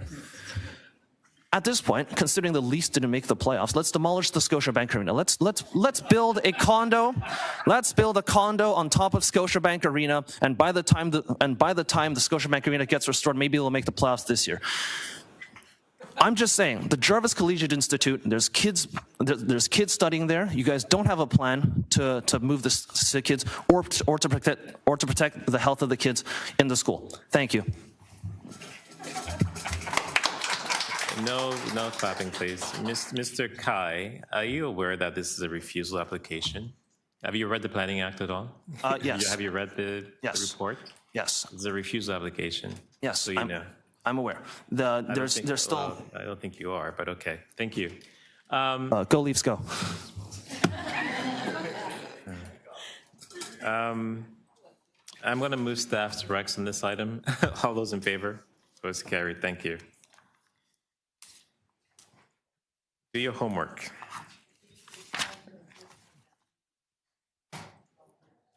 E23. Where am I at? Sorry, that's mine. It's mine.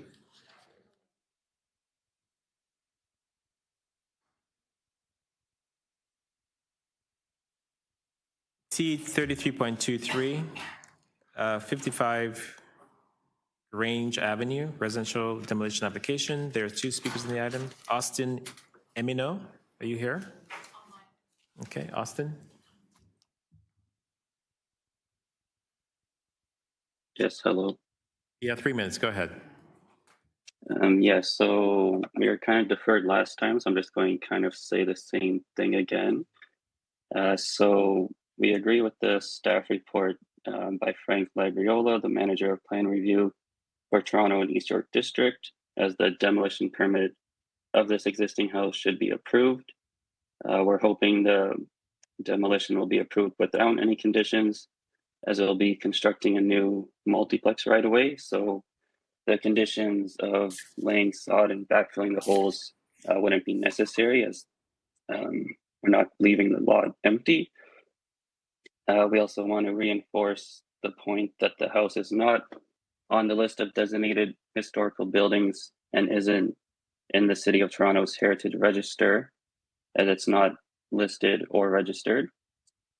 So the objection letter that kind of got us here today doesn't really apply, as this house isn't a heritage property. So we hope Community Council will approve the demolition of the existing house with no conditions. Thank you. Thank you. Next up is Derry Wong. Mr. Wong, can you hear me? Yes, I can. Hi. Here we go. 3 minutes. Go ahead. Oh, I'm just here to help out on Austin, so there's no comments on my side. All right. Thank you. Deputy Mayor Malik. Thank you. I'd like to move staff recommendation number 2, please. Okay. Let's just display it before we vote on it. Okay. All those in favor? Opposed? Carried.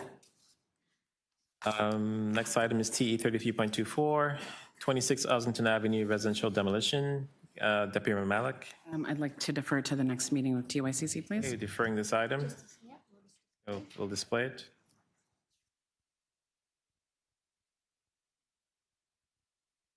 Okay, all those in favor? Opposed? Carried. Thank you. T 33.25, 180 Merton Street residential demolition application. Councillor Matlow. There's 3 options. Item 25. 25. Hold it for just a moment. Okay. T 33.26, 968 Bathurst Street, refusal of Curb Lane Cafe permit renewal. Councillor Sachs? Yes, I want to move approval of the permit. They've now paid. Okay, do we have a motion? Is there a motion? Yeah, we just one second. Okay. Here we go. All those in favor? Opposed? Carried. Thank you. Okay, TE 33.27, 83 Glen Idith Drive, application for fence. We have speakers on this item. Rani Advani. Online? Yes, I am. You're now a panelist. Okay. 3 minutes. Yes, I am. You go. 3 minutes. We can hear you. 3 minutes. Go ahead. You can hear me? Okay, good. Yes. Basically, this is not a fence, it's a trellis. The background to this is I'm the resident of 83 Glen Edith, and the property west of me is 90 Glen Edith, which was proposed for new construction in 2021. So the previous house got demolished, but the application got denied because of the all the bylaws were not within reason. So now I have an empty lot, which is I have an empty lot. Shoot, sorry. I'm sorry.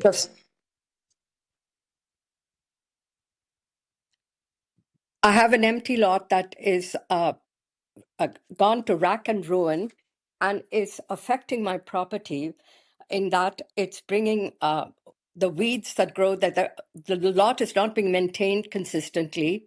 There are weeds on this lot that affect my side. It also is affecting me in other ways with the wildlife, etc., coming my way. So this was just an attempt on my part temporarily to prevent the negative effects of what is happening. It's a temporary fence, and I have no intention of keeping it once a new development goes into place.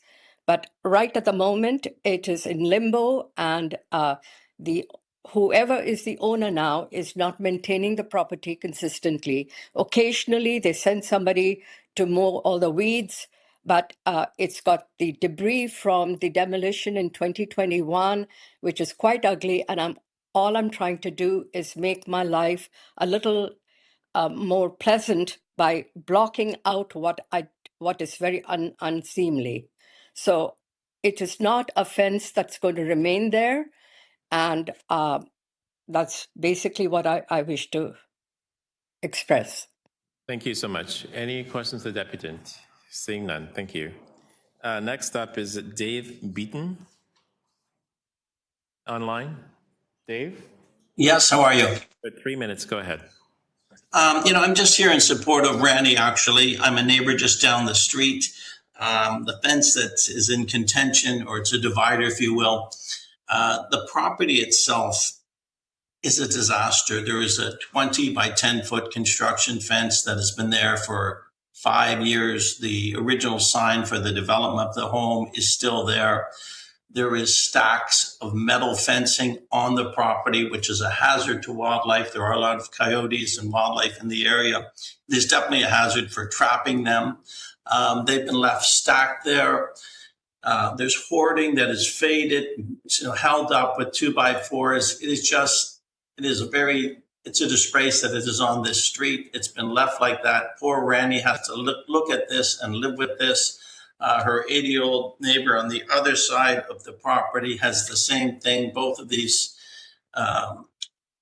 women are having to look at this vacant, empty lot that is not kept, not to code, not to safety for wildlife. It's really a shame that they have to live with this, and the fact that they're picking on this divider that Randy has is the only divisions he has in between this. So I really think it's unfortunate for Randy and also for her neighbor on the other side of this lot that whoever owns this property has been able to leave it like this. And adding to that, just directly across the street, the sidewalk is so broken that anyone that is handicapped or elderly would not be able to walk on this street. So I think there's bigger issues than this divider that Randy has on her property, giving her some peace and a little bit of security. I'll leave that with you. Thank you for the time. Thank you. Any questions of the deputant? Seeing none. Next up is Nicole Corrado. No, that's for item 29. Sorry, 1 second. Hang on. TE is for item 29. She's written. Yeah. TE.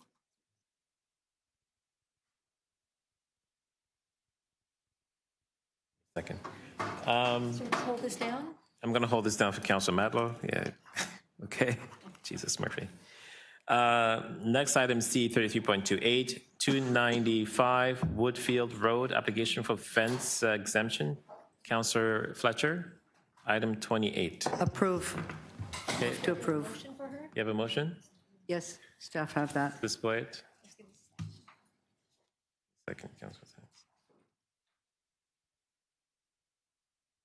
Okay, all those in favor of the... Also, if there's anybody here to speak to the Myrtle Avenue ginkgo tree, I'm going to move that to July, like all the ginkgos, all of Matlow's ginkgo trees. Okay, item 28 is passed. Next item is D 33.29, 326 Brewery Street, application to remove a city-owned tree. We have one deputant, Nicole Corrado. Are you here, Nicole? Yes, I'm sorry. I was also going to speak to the other items about the trees. 3 minutes, but, go ahead. Okay, this is item number, which one? Sorry, this is item 29. Item 29? 326 Surrey Street, application to remove a city-owned tree. Okay, item 20, you said item 20. Item 29. You said item 29? Yes, it's a removal of a tree. Okay. Yes, I'm trying to find that item. Yes, I would say that I believe this was a speaking. Yeah, the beautiful magnolia tree. Cutting this magnolia tree to build a driveway just seems really sad. I think you could build the driveway around the magnolia tree. I grew up with a magnolia tree. They're absolutely gorgeous. Be terrible to cut this tree down, especially during nesting season when there's all the baby birds around. Okay, is that it? Okay, thank you. This is Councilor Perks's item. I'm going to move the staff recommendation to deny. Okay, all those in favor? Those carried. The next item is T 33.30, 572 Annette Street, application to remove a city-owned tree. There is one speaker on the item, Nicole Corrado. And I'm the applicant. Can I also speak? Yes, again, I would say this beautiful, what I call a John the Baptist tree. This tree is such character, it's totally unique tree. This particular tree has a lot of characters, absolutely beautiful, should not be cut down. There's no reason to cut this tree. And, again, it's just to make space for an addition. You could redesign your addition to include the tree. There's no need to be cutting these trees. Okay, thank you. Councillor, this is item 30, right? Ready? Councillor Perks, sorry. Yes, I'll move the staff recommendation to deny. Okay, all those in favor? Those carried.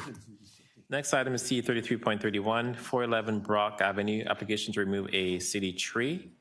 So unfortunately, you're not registered. We have Nicole Corrado. Yes, I think you're probably just at this point going to start calling me the Lorax because I keep speaking for these trees. And it's sad that nobody else is speaking for them. These trees deserve to have somebody defending them. This is another tree that's being again, people are thinking that this tree is going to dig up their patio stones and damage the house.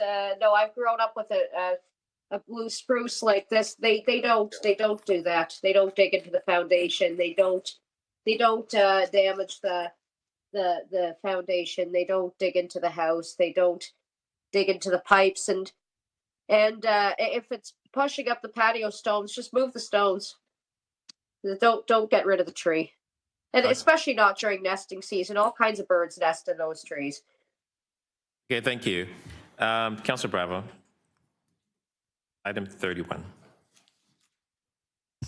Yes, thank you, Chair.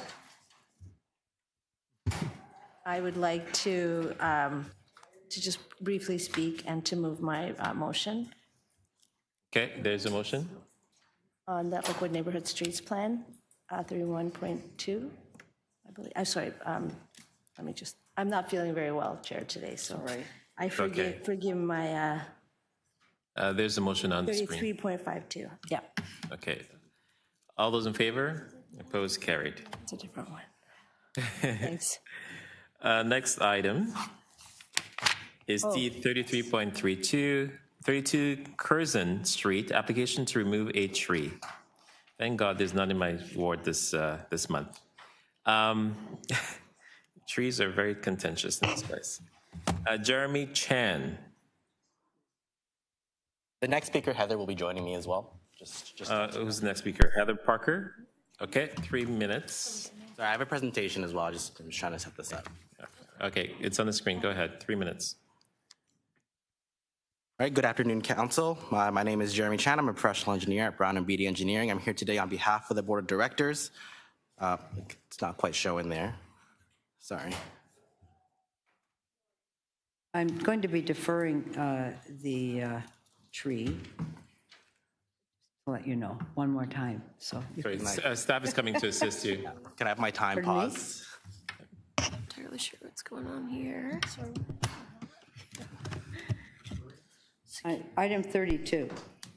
32. Item 33 as Mr. well. Chair, you might want to inform the deputy. Yeah, so the council is going to defer the item to the next committee council. So you could either choose to present now or when the item actually comes back for debate. Yeah, okay, thank you. Okay. Nicole Corrado, did you hear what I just said? This item is being deferred. Yes, again, this sugar maple tree is completely healthy. There's absolutely no point cutting this tree down. The item is being deferred. You could actually perfectly healthy. The tree's being cut again. Okay, thank you. All right. Can you display the motion for deferral? All those in favor of deferral? Next meeting, opposed, carried. Okay, great. T 33.33, 40 Myrtle Avenue, application to remove a private tree. There are 3 speakers in this item. Sorry, I indicated a while ago. I'm going to defer because all the ginkgos are coming back because of Councillor Matlow's ginkgo motion. Okay. And forestry is going to be reporting on, I think, female and male ginkgos. So, all right, so I'm just going to leave that for everything. I think all the ginkgos are going to come back at the same time. Okay, so we have the 3 speakers here: Sharmera Ishmael, and Alan Page and Nicole Corrado. This item is being deferred to the next meeting, so you can come back then to speak. Can you put the motion on the screen for deferral? All those in favor of deferral? Opposed? Carried. And can we do the ginkgos as a package next time? Any ginkgo package? No, unfortunately, you can't do that, Councilor. One after the other, not as a package. It's seriatim. We haven't said that here for a long time. 1 second. Do you want to go back to 25? Yeah, 25. Thank you for reminding me about that. Yes, I'm going to choose door number 3 for door number 3, 25. Yeah. Okay, all those in favor of item on the screen, number 25. All those in favor, opposed, carried. 27. Thank you, staff. C 33.27, 83 Glen Edith Drive, application for fence. Councillor Matlow, you stepped out when we... Yes, it's Glen Edith. Glen Edith, thank you. And I have an amendment. Okay, put on the screen. Okay, you want to speak to it or just go with it? Okay, all those in favor? Opposed, carried. That was amended? No, that's Okay, that's good. Where am I now? I lost my place. 37? Okay, T 33.37, 35 to 47 Camden Street, construction staging area. Deputy Mayor Malik. Deferring this to the next TYCC, please. Okay, you're going to be defer, put the item on the screen. All those in favor of deferral, opposed, carried. T 33.38, 128 Peters Street, construction staging area. Deputy Mayor Malik. I'd like to defer this to the next council meeting, please. Okay, on the screen, please. All those in favor, opposed, carried. Thank you. T 33.41, 50 Richmond Street East, construction staging area. We have a speaker on the item, I think. Yes, we do. I don't have it on my, I do, actually, yeah, Tom Kai.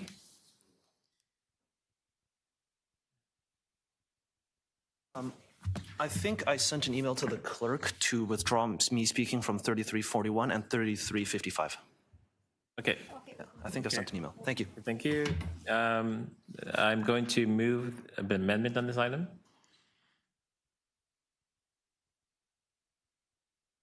Okay, all those in favor, opposed, carried.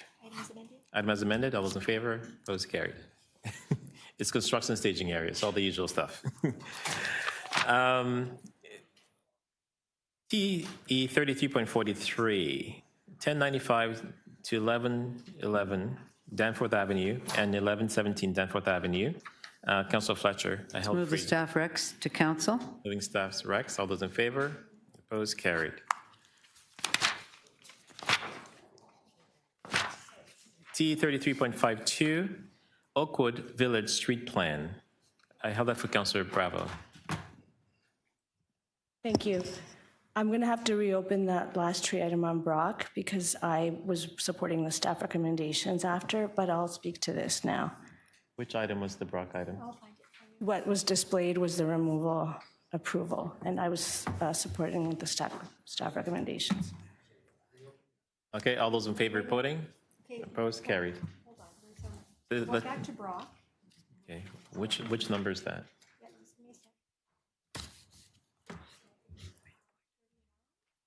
31. 31, so we're reopening. Okay, we opened 31. Read it. So you're just moving the staff recommendations? Yes. Okay, moving staff's recs. All those in favor? Opposed, carried. Okay, awesome. There's a mistake there. Okay, on Oakwood Neighborhood Streets Plan, I just want to briefly say that, you know, I've lived in this community.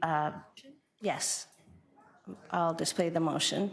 While you do that, to save time, I've lived in this community for decades. It was been my fervent desire to fix some of the ongoing traffic safety problems, and there had been very little work done in Davenport.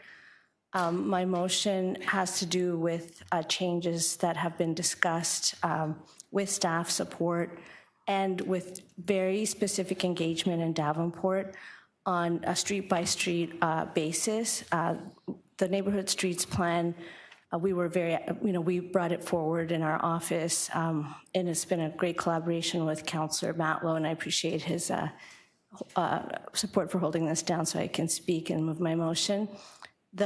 We have been surveying, going door to door, and there may be some additional changes coming in the future as we continue to ensure that Davenport North is catching up on decades of neglect around safe streets.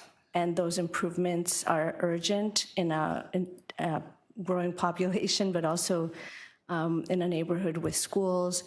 And we have had tremendous community engagement and support, and this kind of neighborhood level work that it's not necessarily possible for transportation staff to do the way that we can do with care and attention and knowing every single block intimately. So I want to thank staff for collaboration with my office, and certainly the members of my team for throwing themselves 100% into this work. We've had some serious issues, including a tragedy at Winona and St. Clair, and we moved very quickly with Councillor Matlow to implement changes that came from the community and staff supported us on that, and on the border of our ward had a serious collision. A driver struck a pedestrian, and children from Ronson School were there and they witnessed. They'd been at the library. So I think that this is really crucial work, and I thank everyone involved for bringing this forward. Thank you. On the motion, can we display it, please? Oh, you want to speak? Oh, sorry, go ahead. With the recommendations, which I will. And I also just want to, kind of reiterate the same spirit that it's been a pleasure working very collaboratively with both Councillor Bravo and our staff working really well together on this. And I also want to acknowledge even, principally the very thoughtful and consultative work that city staff have done on this, working with our offices street by street throughout the neighborhood to really try to get it right, and where there are issues and concerns to address them well.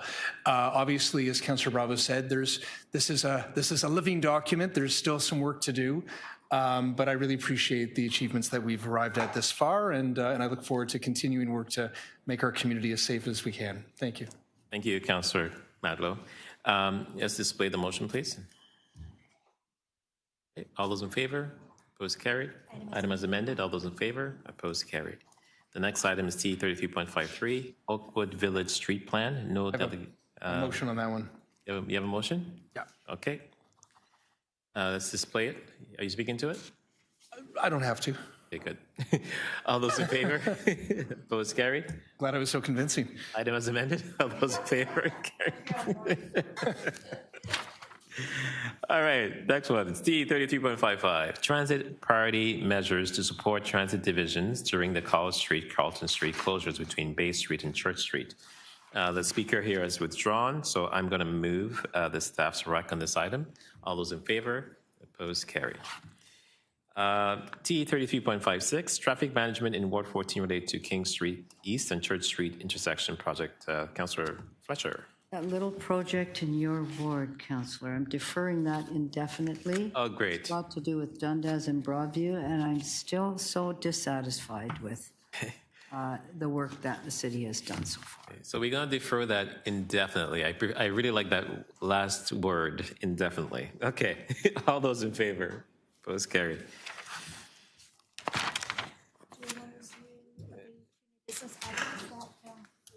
Yeah, we'll do the two new business items.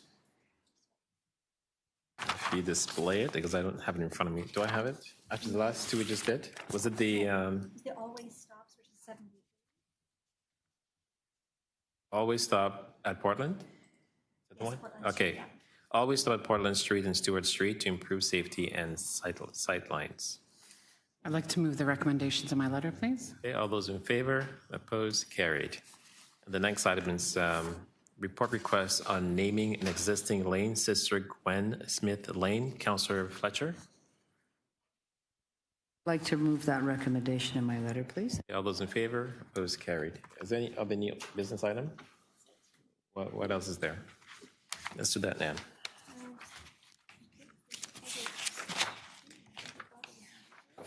And did we hear back from transportation about Church Street?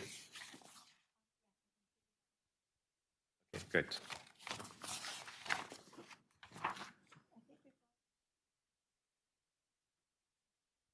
All good? The last item? Oh, wow. Okay, we're on the last item. That's pretty extraordinary. Where there's a will, there's a way, eh? So we're going back to item T33.3, 419 to 431 College Street Official Plan and Zoning Bylaw Amendment Application. We have many speakers on the item, and the first speaker is Fred Yurshuk. 3 minutes. I'm going to be very strict on time because we have a lot of deputants here. Good day, Council and people in the audience. My name is Fred. I've lived in the neighborhood of this proposal for just about 20 years.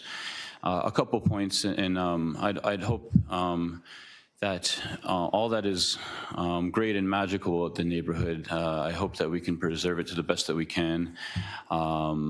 It's a kind of a corridor between Little Italy, Kensington Market area. And I think what makes it special is that we have a lot of low-rise buildings, cafes, community-owned businesses, and it's, I think it's in the, for those who value what makes Toronto great, I think we got to really pay attention to those special spots. And I think this area on College and Bathurst is one of those with the more of that low-rise type of feel. And when you have these taller buildings, it just makes the area shady. It breaks the neighborhoods up, and it creates these wind tunnels. It just really, I've noticed that when I see developments in these areas.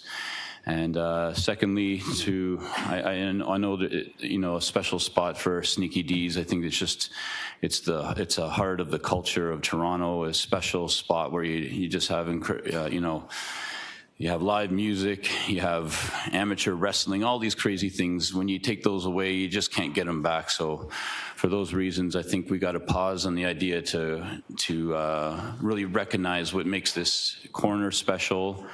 With Sneaky D's at the heart of it, and not to break up neighborhoods that for so long have, kept their character. Little Italy, Kensington Market, not far away is the Annex, Chinatown, and I just don't think there's, with all the construction we've had ongoing with the hospital, the library at Dundas and Bathurst Street, I think this neighborhood has just been under so much construction. I think, let's catch up first with the infrastructure and to put a high rise with so many more people pouring into the neighborhood. I just don't really think it's the right and responsible decision to do this at this time. Thank you so much. Thank you. Please, no applauses in the council chambers. Mackenzie Kandarasokoloju? Mackenzie Kandaxioglu. Thank you. Hi, folks. I'm here to advocate for the preservation of the iconic venue and restaurant Sneaky D's. My name is, as I said, Mackenzie Kandaxioglu. You can call me Mac. My pronouns are they and them, and I have been attending, eating, and performing at Sneaky D's in some capacity or other since 2016. Sneaky D's first opened across from Honest Ed's at 562 Bloor Street West in 1987, as I'm sure most of you already know. The similarly iconic Honest Ed's has now also been torn down for the redeveloped Mirvish Village rental community. In the immediate area between the original location of Sneaks and its current location at 431 College Street, there was only one address with planned affordable rental housing, which consists of units specifically for the Jean Tweed Treatment Center. While this is an important cause, there was crucially no other affordable rental housing in the area. This application does nothing to ease the Toronto housing crisis. It currently includes 0 affordable rental units and no plans to provide any. According to the most current numbers supplied by the housing data page of the City of Toronto's website, the city is only 50% of the way towards its goals for their 2030 targets, which is a measly 4% increase since their 2023 numbers. In the Heritage Impact Assessment document supplied by the applicant in 2020, Sneaky D's is described as a notable venue in Toronto music history alongside Horseshoe Tavern and the El Macombo. The document then explicitly stresses that none of the development properties are on the city's heritage register, and therefore the proposed development will be ensured that the historical value will be conserved by appropriate commemoration. Now, commemoration was a word that concerned me specifically since I'm very familiar with the iconic Silver Dollar Room being preserved by its sign, which is of course lost all meaning after the room was demolished. This concern was enforced for me later in that heritage document when they state that they will erect a commemorative plaque and or locate a potential music venue within the new development. In another document detailing Working Group Meeting 2 from May 2nd, 2021, the applicant presented options of how the ground floor retail could be changed to provide Sneaky D's with the ability to continue doing what they do now.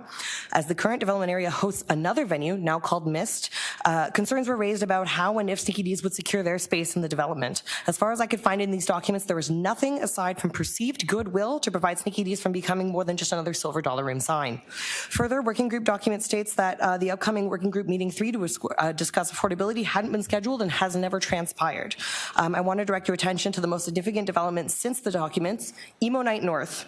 Since at least 2021, Emo Night North has been hosted at Sneaky D's every single Friday.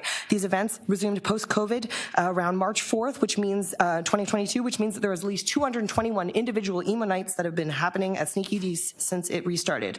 Few other similar events have begun across North America and traveled to Toronto. They haven't been able to gain a foothold because of the monumental community of which many are logged looking online, and many are behind me.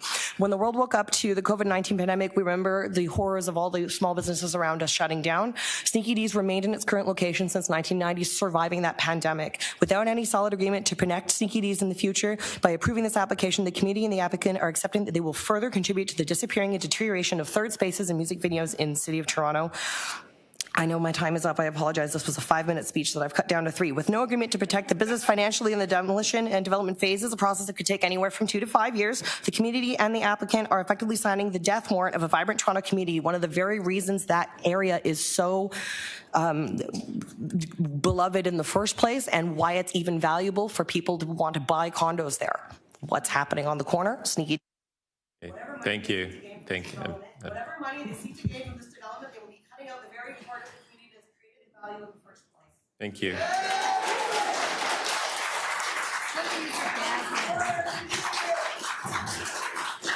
You know, you could do jazz hands in here. That's allowed. So Councillor Sachs has informed me, and I think she mentioned to you as well, that she is deferring this item to the next meeting.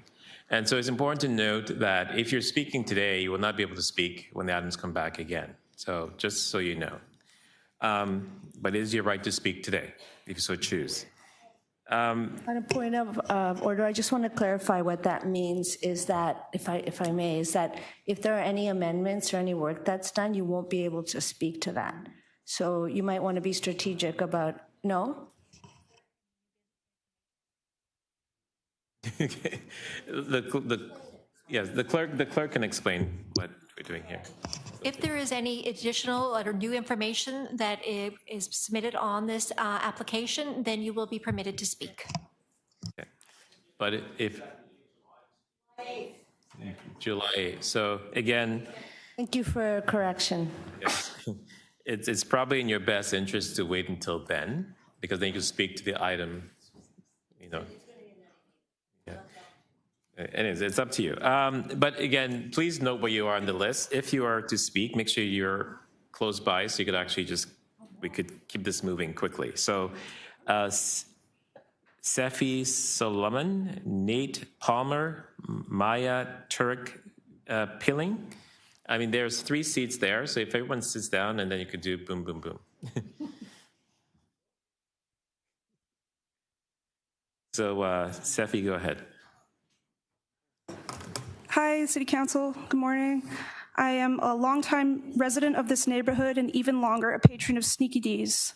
This small business is a pillar of the community, an important cultural landmark for the local music scene. It would be devastating to the community to lose this. I grew up going here regularly and found it to be one of the only places where I feel a sense of belonging. I know many others agree with this sentiment. The last thing the city needs is to wipe out important spaces that add so much to the arts and culture of Toronto. The development's proposed music venue on the bottom floor is not going to do justice to respect this longtime business and cornerstone to the community, as well as all those who work there and those who frequent there. Yes, we need affordable housing. We certainly don't need to erase a historic music venue to do this. We've already lost so many independent music venues. Do not allow Sneaky D's to join that list. Thank you so much. Thank you. Next up, go ahead. Nate? Hi. I know there's a lot of people here to speak on this, so I'm just going to read directly off my notes for brevity's sake. So according to an article published, oh shit, I just closed my notes, sorry. Give me a moment here. I'll pause your time. According to an article published by CTV, quoting a study by a Montreal development firm, 4,295 new condos were completed and unsold in Toronto as of Q1 this year, which is more than double the unsold inventory that was on the market last year, and that number is more than 5 times higher than it was in 2024. According to CBC News, Toronto's unhoused population was estimated at 15,400 last fall. According to the 2024 census data, the city's unemployment rate is 8%, which is 1.7 percentage points higher than the provincial average.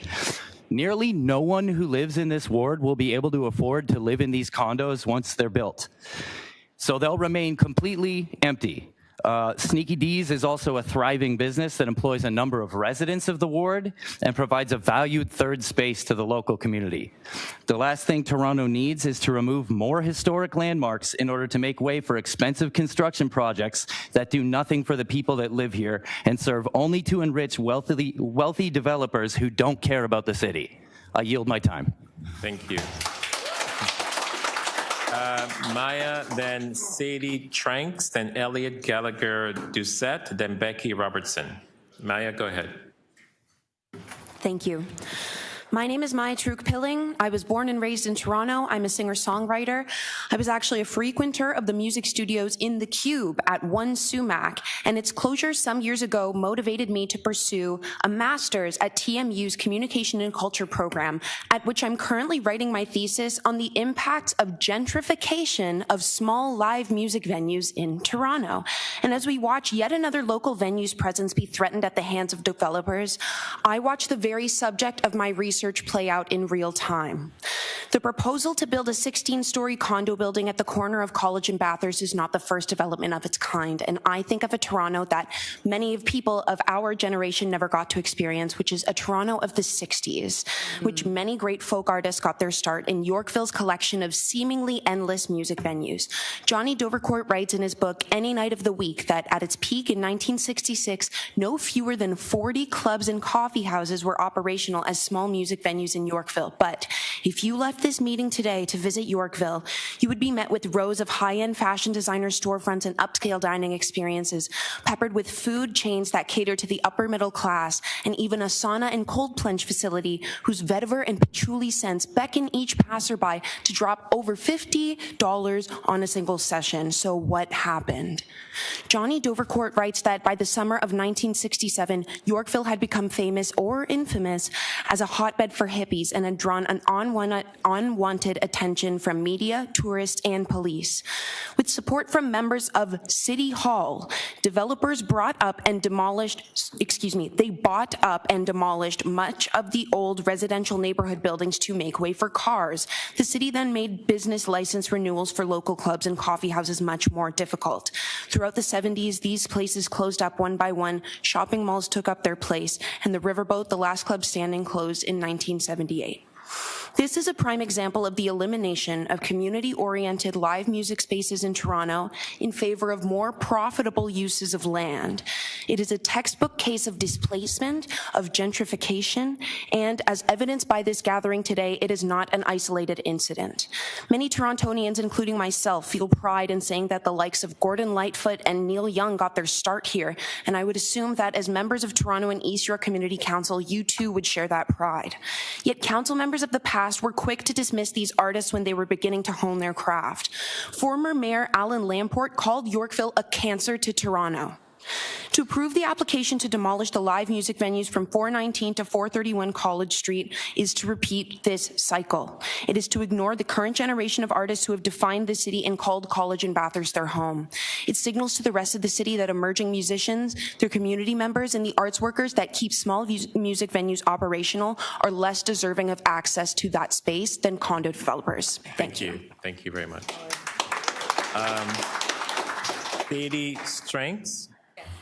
Go ahead. Make sure that is green. Is it green or red? Red. Thank you. Please bear with me. This was a 5-minute speech that is now a 3-minute one. My name is Sadie Strengths, and I feel that Sneaky D's is more of a home than any apartment you could possibly build. To some people, Sneaky D's may just look like an old graffiti-covered building, but to many of us, it is the most important place on earth. It is a cultural landmark, a gathering space, and a home for people who often struggle to find one in this city. While most businesses serve one specific demographic and only offer one service, Sneaky D's is actually quite profitable in a lot of different areas. It is a restaurant and a bar and an event space for a large variety of entertainment, from local bands to drag queens to yoga classes to dance parties to viewing parties to weekly emo nights. Sneaky D's has regular customers from every possible group in Toronto. Their vast value and appeal from clients all over the city cannot be ignored. Sneaky D's has been part of Toronto's culture for generations. When my dad was my age, he used to attend Sneaky D's. A lot of the parents of the friends I go with now also spent time there when they were our ages. How many local businesses have stood the test of time and impacted generation after generation like that? That kind of history cannot be rebuilt once it's gone. I know this because I witnessed it back in 2017 when Honest Ed's was torn down and replaced by condos, a tragedy that is still discussed with disgust and regret to this day. Every time we destroy a Toronto landmark for another apartment, a piece of Toronto dies with it. I understand that Toronto needs housing and development, but development should not come at the cost of destroying the independent cultural spaces that give this city its identity in the first place. And speaking of a community, my generation is struggling right now. Gen Z is growing up during a cost of living crisis where many of us work multiple jobs and still barely make ends meet. None of us are going to be able to afford the apartments that you want to place there. And most entertainment in the city has become too expensive for young people to participate in. But we can afford Sneaky D's. A $15 emo night is one of the only accessible ways left for us to get actual entertainment in this city. And for me, on a personal note, Sneaky D's changed my life. As I struggled with depression, my weekly emo nights felt like the only medicine I had. Whatever pain I felt during the week disappeared during those few hours at emo nights. Sneaky D's became my home so quickly. And it's also the place where I met my partner. Thanks to emo night, I've met the love of my life, and we've been together for 1.5 years now, and I can't even imagine my life without him. But we would have never met if not for Sneaky D's. And not only that, but last fall, I produced a short film at emo night, and as of this year, myself, Luca, and a third person from Sneaky D's are producing a series together. That means that going to emo night improved my health, gave me career opportunities, and introduced me to my partner. What other venue has accomplished this? That building holds memories, relationships, friendships, and life-changing moments for thousands of people across generations. Once places like this disappear, they do not come back. You can always build another condo. You cannot recreate decades of culture, history, and human connection after it has been erased. Please save Sneaky D's. Thank you. Elliot Gallagher-Doucette. Yeah, hey, what's up, everybody? Thank you for giving me the time to speak, and shout out to the punks in the house today. Is the light? Yeah, the green light is on. Yeah, Okay, can you hear great. me? Yeah. Okay, cool. Okay. So I'm a resident of Ward 9. I was born and raised in Toronto. I'm obviously speaking here because I have concerns about this application by the Goldberg Group. First and foremost, I would like to thank anybody who may have been sitting on this committee long enough to have blocked this application so far and to have empowered the survival of Sneaky D's. I believe it's the core premise of a healthy democracy in Toronto that the elected officials and the bureaucrats represent the will of the people, not the will of private actors and private interest. So for those of you who may have assisted in this process so far, thank you very much. Obviously, I can speak to a lot of things that people are going to say today. It might just end up being that I'm beating a dead horse, so I'll just cut right to the point of it. I think we fall into this sort of myth that we have a supply and demand issue with the housing and that we can solve the housing in Toronto by building more housing. I'll quote a CBC headline from April 28th, 2026 that says, "Many Toronto area rental units are sitting empty, but rent prices are still sky high." So I think that we far too often as a city just sort of end up bending the knee to these proposals under this false pretense that we will somehow alleviate the pressures on the constituents and the citizens of the city who are looking for a place to live, when in fact, this just doesn't seem to be the solution. And again, I'll get to this blog TO article that says that the proposal for this application was placed under administrative file closure, citing no activity by the applicant to advance this application in over 1 calendar year, and stating that staff consider the application inactive and that there will be no further steps to process it, and then a new round of planning documents with slight revisions put the project back on file. I believe amongst those was the addition of 3 stories to the building, and forgive my naivety, but if the application was deemed not appropriate, why would adding more stories to the building somehow rectify the situation? Then 16 hours ago, I saw Toronto Star publish a story, and it was also on Our Toronto on Reddit, that the developer was saying, oh, well, Sneaky D's can come back once we're done with the development. That is like a bully saying, give me your lunch money. Don't worry, though, I'll hold on to it for you. I'm not going to spend it right now.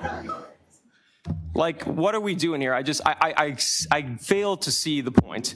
And I'll explain my bias. I make my living as an artist and I run an artist management company, and I can't express the vitality of this space enough. People are saying they've fallen in love here. They feel safe in the space. This is not going to be accomplished with this development. I yield my time. Okay, thank you. Becky Robertson, then Clay Jansen, then Jason Prolas. Hello. Are you Becky? Yes, Okay, hi. go ahead, 3 minutes. I'm Becky Robertson. I'm a journalist and a longtime patron of Sneaky D's. From all ages shows 2 decades ago to now, in my mid-30s, I still go there weekly for yoga classes. Highly recommend everyone check out the dark yoga. I understand the mandate across all levels of government to build more housing and fast. I've written about it extensively in BlogTO, and I won't even comment on the poor state of the market right now and the fact that I doubt this developer would even secure enough pre-sales to build. What I don't understand is the seeming insistence on destroying beloved cultural institutions in pursuit of this goal completely needlessly. We all know there are countless other places in Toronto you could put this condo. Even in the direct vicinity of this address, we have an almost always vacant parking lot across the street to the west, a beer store with a large service parking lot down Bathurst. Across the street is a former bank turned Italian restaurant with a Starbucks location that is already shuttered. There's nowhere you can put this that would present more of a loss than over Sneaky D's, and that will lead to more pushback from the public. It's ironic how much the city advocated supporting local over COVID threw a bunch of money at the cause, launching a campaign. Our main streets were rendered pretty unrecognizable with vacant storefronts, and yet here we are only a few years later somehow talking about electively decimating a veteran family-run business and community gathering space. There's a reason Sneaks survived the COVID era and others over the decades. It's just utterly irreplaceable. It has an unwaveringly loyal community, which you can see here, and that community is still growing daily and extends across generations and even geographical bounds. I know people from all over the world, and the only thing they know and love about Toronto is Sneaky D's. Beyond that, it's objectively just one of a kind. I don't know anywhere else in the city or really anywhere else in the world where you can go catch a live band perform and immediately after go to a themed bar night, whether it's emo night or a dance party, and immediately after go downstairs for food and drinks with friends, and then come back the next day and go to a Pilates or a yoga class and grab brunch. It is one of these elusive, dying third spaces that everyone's been mentioning, and it's these kinds of places that make cities what they are. Without places like it, we are just going to become a sea of high-rises full of people who have nowhere to actually go. Toronto likes to think itself a world-class city with leaders who foster arts and culture and community. But when this community of thousands of people are here telling you how significant the preservation of this establishment is, we're still here somehow entertaining this proposal. I've traveled extensively. I've been to many actual world-class cities across some 36 countries, and I can tell you that it's not soulless, cookie-cutter, concrete and glass condos like the ones that are increasingly dominating our downtown core that make cities visitable, walkable, livable, and lovable. It's places full of character and history that are living, breathing organisms of community like Sneaky D's is. You guys are supposed to work for us and represent the interests of people, not developers. The developer can find another place to put this condo, but we are not going to find another Sneaky D's. Okay, thank you. Clay Jansen.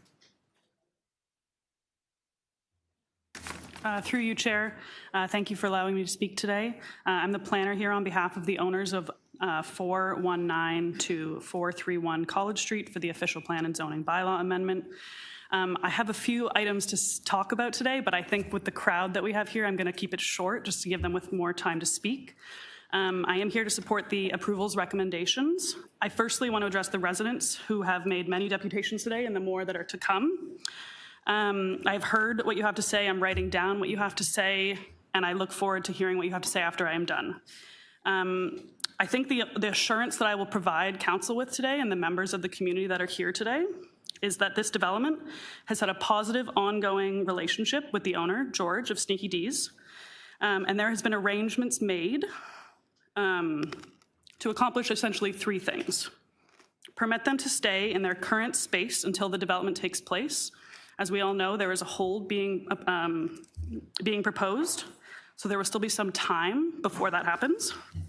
The second thing is to assist them in seeking an interim accommodation once they relocate to enable the development to commence. Again, we are still years away from that, but that would be somewhere local, nearby, in order for them to commence their business. And lastly, to welcome them back as tenants in the new development once the construction is complete. This development includes 1,200 square meters. It's about 13,000 square feet of non-residential gross floor area, which has been designed specifically for the future and returning tenants of this building. Thank you very much. I see that there, okay. I have a question. Councillor Fletcher. I just see that in the drawing, you have 3 retail spaces. Yes. Not 1.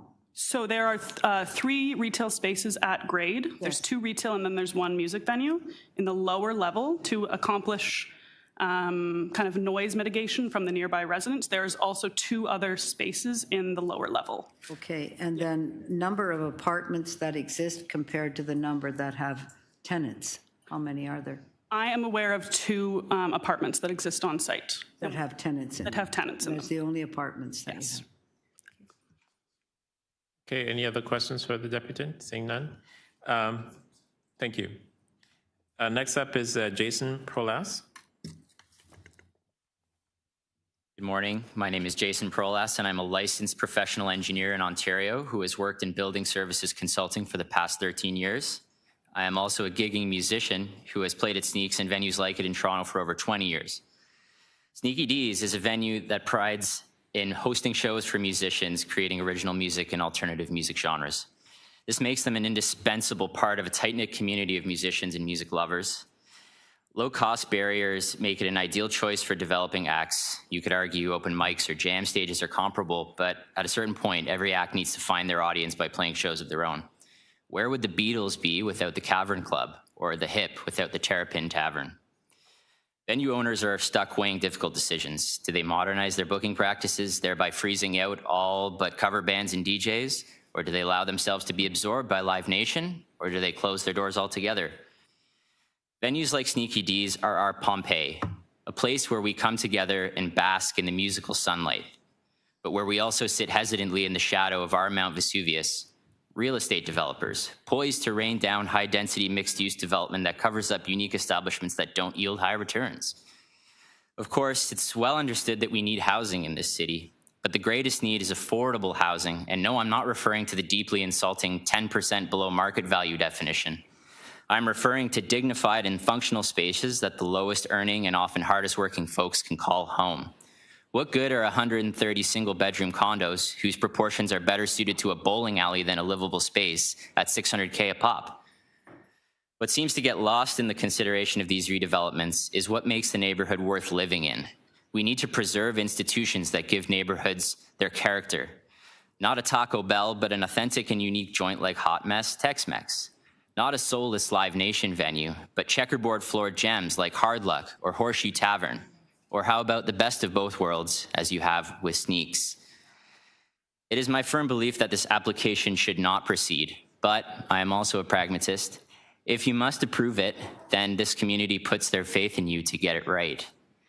I know that city planning staff have good intentions when considering these applications. I was heartened to see that many of the planning comments are related to retaining a music venue in the redevelopment, and specifically that Sneaks be given the first right of refusal for it.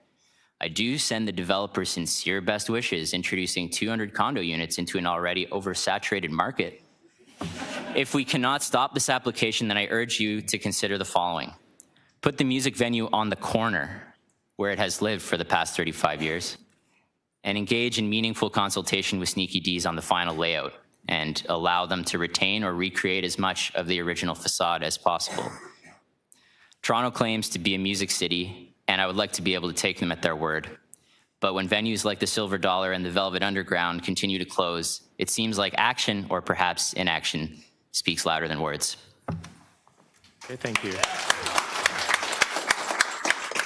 Just a time check for everybody. So we have 33 more speakers on the item, and if you times it by 3, that's 69 minutes, so it's over an hour. So we have a hard stop at 12:30, just so you're aware. The next 3... And you could also speak when this comes up again in July. The next 3 speakers, Daniel Tate, Megan Cloutz, and Tom Kai. You will take your seat here, please. Okay, 3 minutes.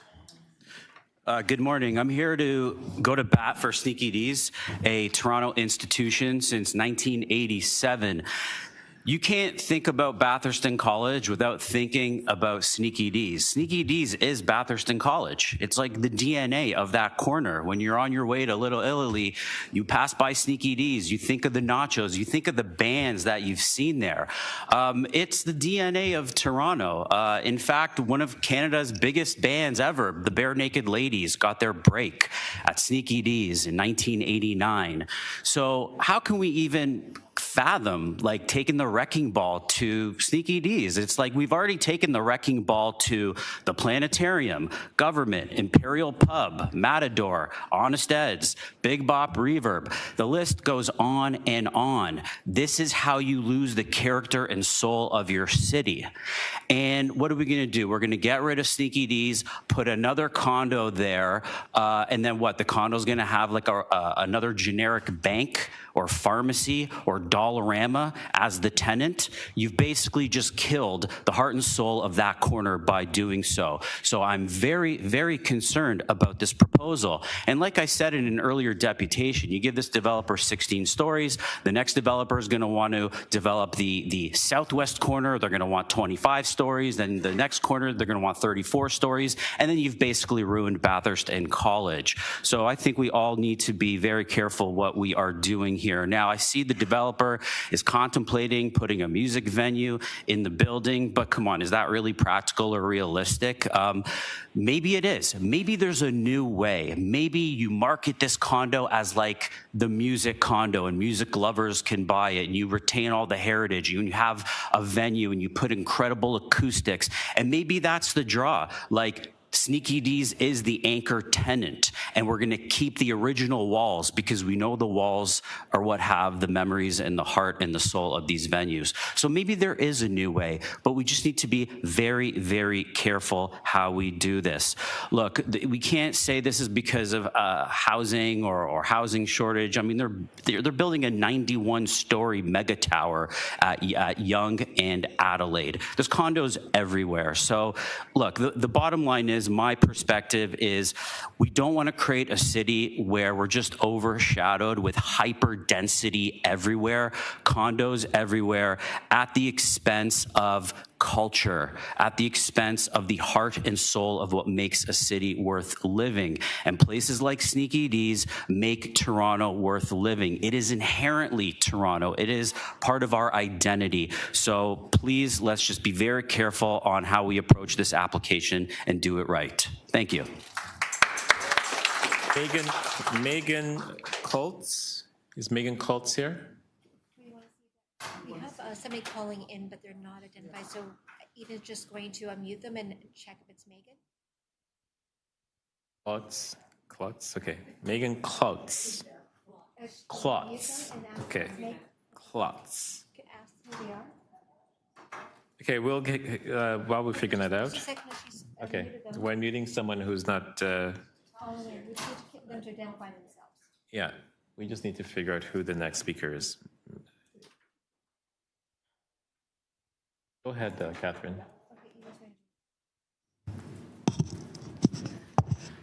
Hello to the call-in speaker on WebEx. Could you please identify yourself?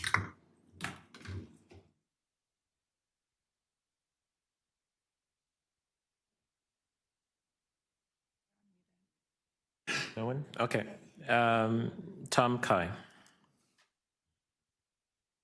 We've heard a lot from the musicians and the local residents. I'm here to deliver a testimonial on behalf of the students at U of T and TMU who have seen their beloved pubs at the Prenup and the Imperial already demolished over the last few years.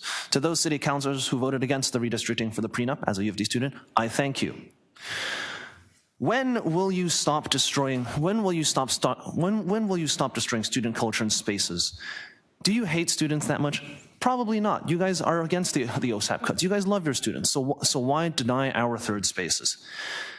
You are replacing them with nameless, faceless condominiums that you have no intent to fill them with because no one's living in them, no one can afford them. The market is down, demand is down, and yet you still insist on the destruction of the heart and soul of Toronto. Councillor Moisey, it was a great idea. You've pedestrianized Church Street. It's a great idea. But what's the point of pedestrianizing Church Street if eventually we're just going to replace the entire street of just condos? Demolish the Stormcrow Manor, build a condo there. What's the point of demolishing, of pedestrianizing Church Street if you're just going to build condos there, right?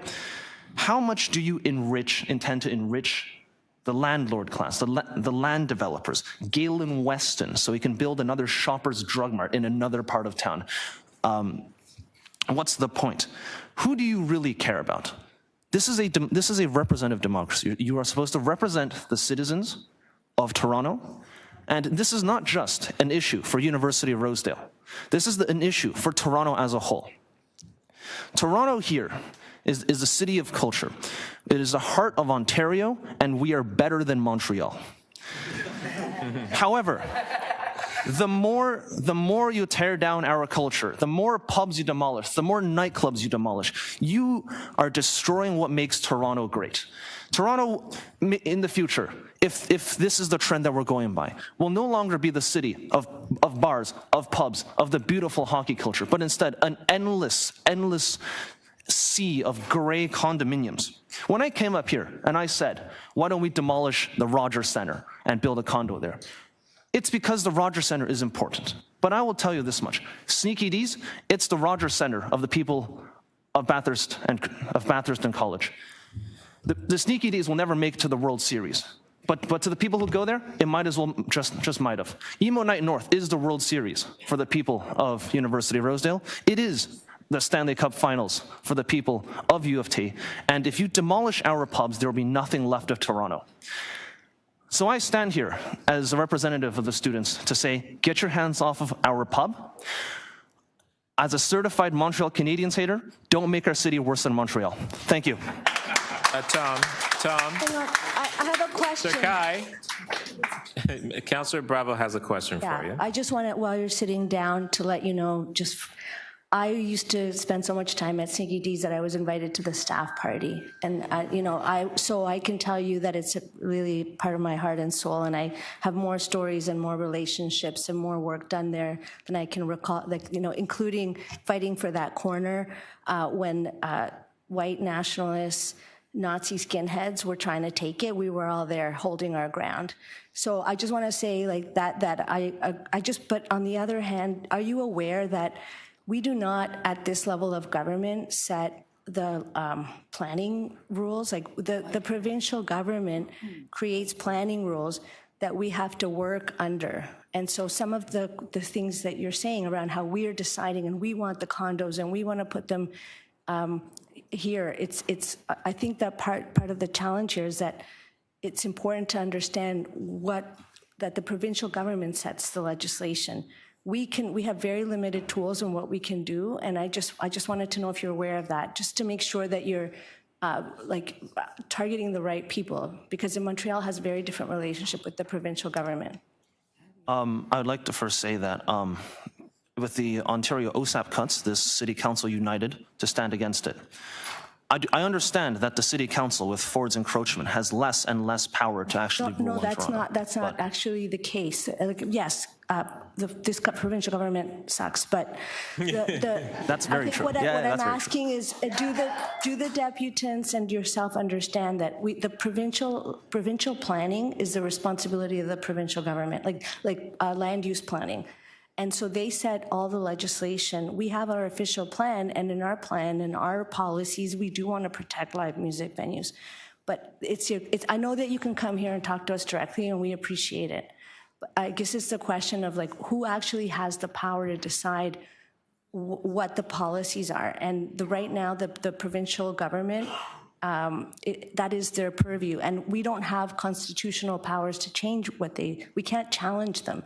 Even every time we do, they take it away, or they change it, or they take us to the tribunal. So I just to be clear, not to the passion is great, but I just want to make sure people understand who actually creates the frameworks and the legislation that's creating this displacement and gentrification? Thanks. Thank you, Councillor. I'd just like to say, firstly, great question. How do we fight it? And secondly, Ford will never listen to us, and we're holding you to the standard that at least you guys will listen to us. So that's why we're here. Yeah, we're definitely listening to everyone, and we agree. It's just a question of, like, we need to have a different kind of conversation. I'd be happy to have, and I'm sure other councillors would, about what can actually be done. And it in large part, it is, it's like just, we would have to movement building work, because we have a very challenging reality, and it's our they're trying to take our GTC through legislation. They're doing so many things right now, so we definitely need organized young people to push back. The only way that anything has ever changed in this country, from like healthcare to pensions, has been with people taking it. It was never given to us. Okay. Thank you. Hope you'll support us anyways. Thank you. Thank you. So the next three speakers is Alexander Kozlowski, Martin Perez, Hannah Marker. Any of these people here? Alexander's online? Hannah. Hannah's online? Yeah. Martin's online? Okay, so let's go to, so Alexander's not here. Okay. Martin, you're online. Go ahead. Can you unmute yourself?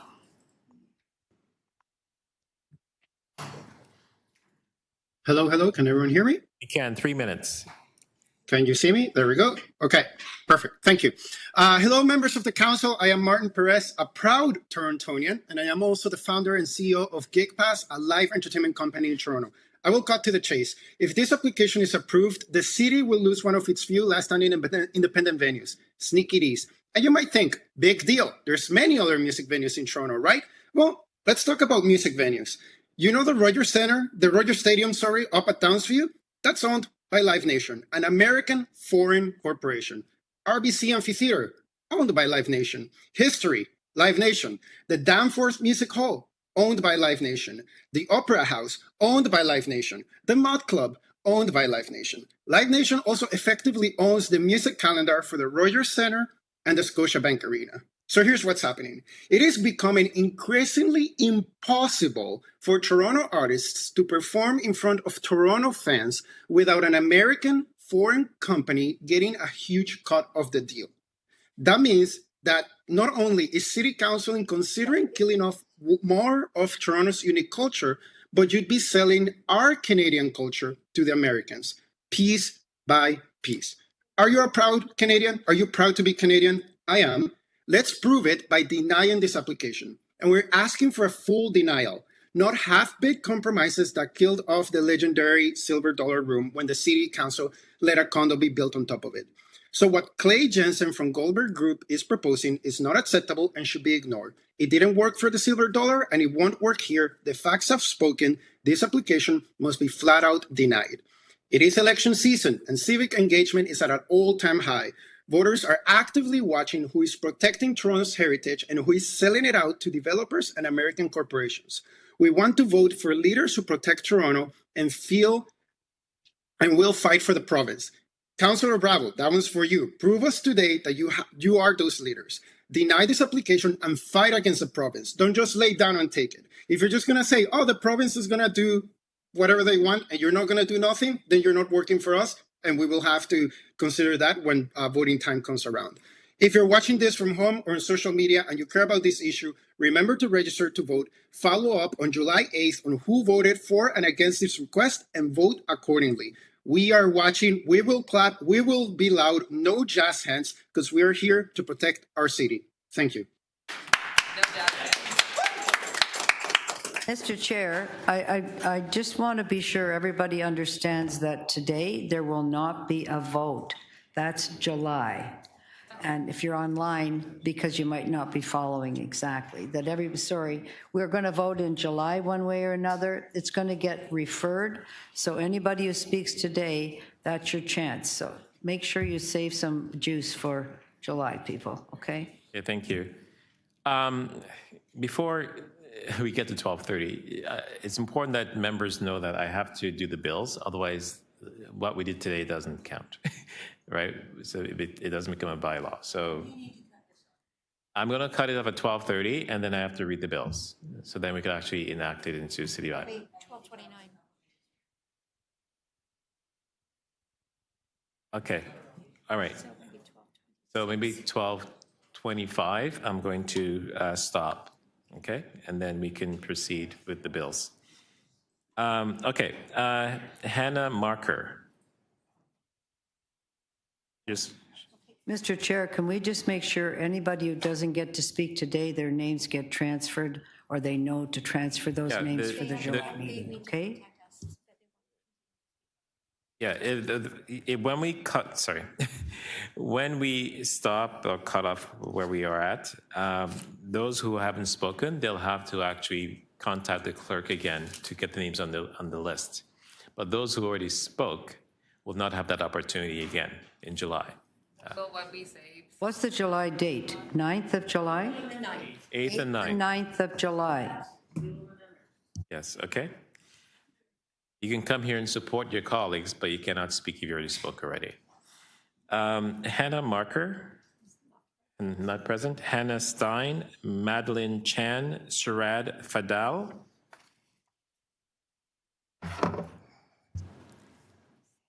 You Hannah Stein? Okay, go ahead, 3 minutes.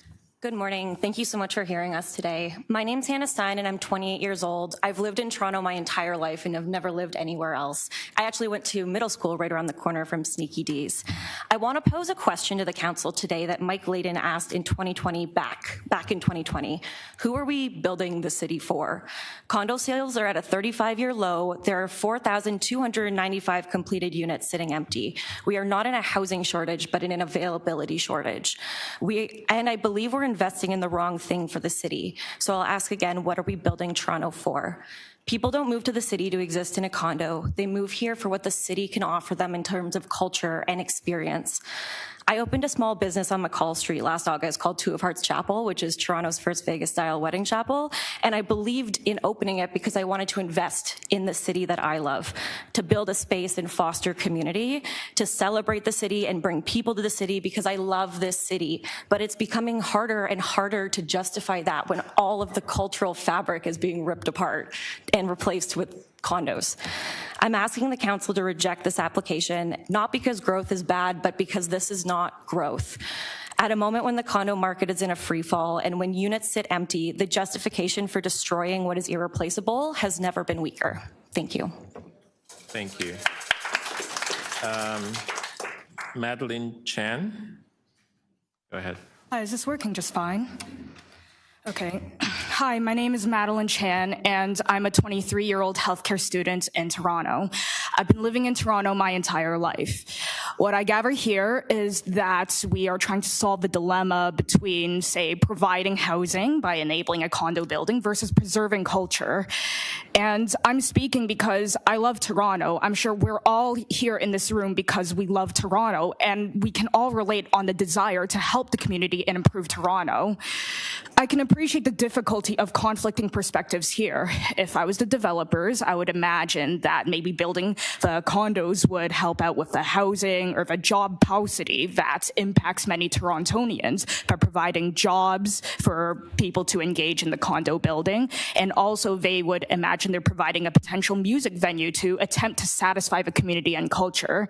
For us community members, we rely on Sneaky D's as a gathering space for the marginalized. Sneaky D's is frequented by not only many people of the queer community, but also the neurodivergent community, and it provides us with local jobs in the current and the now. And I imagine city planners, you have a very hard job. You have to plan what's best for the community, what's best in the present and the future. But here is my perspectives of why I believe we need to preserve that block. My friend Sal, who works in HVAC, he is an apprentice tradesman, he says that tearing down a bar will generate way more emissions, especially when constructing a 16-story condo, using a ton of water, potentially gas for the building's boiler system for central heat and domestic hot water. There's a lot of energy needed to power each living living space. If you have a super tall condo next to very small commercial buildings, it will disturb the airflow or operation of the HVAC equipment, which is actually against gas code if gas exhaust stacks terminate lower than the neighboring rooftops. I implore you to consider the impacts on the community. So I've been relying on this space to grow as a young adult to find community and safety. On behalf of fellow alternative, queer, neurodivergent healthcare students, we feel like we cannot trust other people in academia. We are scared that we could get easily reported due to any rumors about what we do in our spare time. It's terrifying, and I see Sneaky D's as a place that's safe for me. Since we've discovered this community, we've faced nothing but acceptance, passion, and love. I implore you to please do not change the zoning bylaws so that the company can build the condos. I implore you to do everything in your power. You're the only person I know with more power than me or any of us who could do something about this. Yeah, thank you.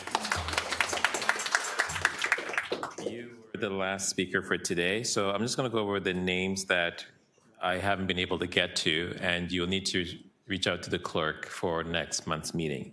Surad Fadel, Sebastian Murillo, Elena Cavalier, Anthony Foster, Halia Jones, Tim Defoe, Arthur Goldstein, Christina Leo, Steph Triana, Tarek Ingleton, Kiesha James, Emily Piera, Christopher Flint, or Flink, Dante Camarena, and Spencer Murray. You'll have to reach out to the clerk to get back on the list, okay? And if I've missed anybody, then you could actually,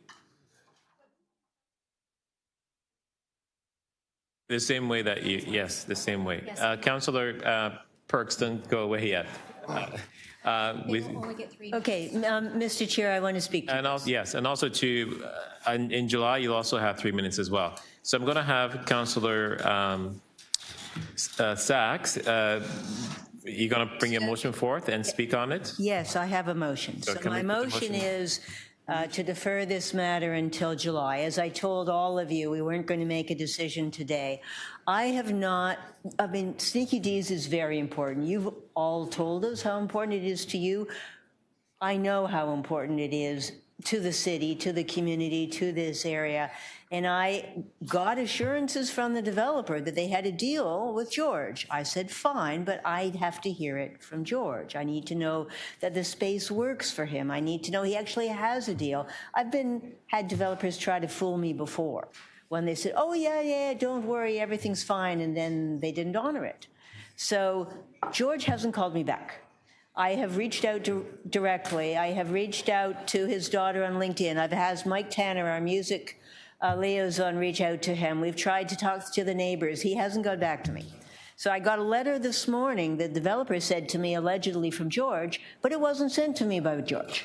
So I can't do anything right today. We're not doing anything today, but we've heard you, we've listened, we know how much it matters. And believe me, we know how expensive this city is. We know what's happening with the condo market. We know how high rents are. We know how Ford has tied our hands. You know that Ford has gone in our way every time about requiring affordable housing. And then he said, okay, now you can have it. And then he took it away again. So, but we know that the problems you're telling us are real. We know how important safe spaces are. We know how important music venues are. That's why I went so far to support Transact. I will do everything I can for this, but I can't do anything today other than listen. This is going to come back next month, and between now and then, I'm going to keep working on this with every tool I possibly can. Thank you for coming. Thank you. So let's vote on the motion. All those, the deferral, sorry. All those in favor, opposed, carried. And I do have to read the bills, Councillor Perks. That bills 573 to 587, 592 to 602, 605, and 607 to 611 prepared for the May 28, 2026 meeting 33 of Toronto and Eastern Community Council be declared as bylaws and passed subject to section 226.9 of the City of Toronto Act 2006. All those in favor, Opposed, carried. One more bill. That confirmatory bills to confirm the legislative proceedings of the Toronto Eastern Community Council acting under delegated authority to meeting 33 of May 28, 2026, be declared as bylaws and passed with section 226.9 of the City of Toronto Act 2006. All those in favor, opposed, carried. Thank you very much. Take care. Good job there, Chair. Yes, thank you, team. Thank you, staff. Thank you, Chair.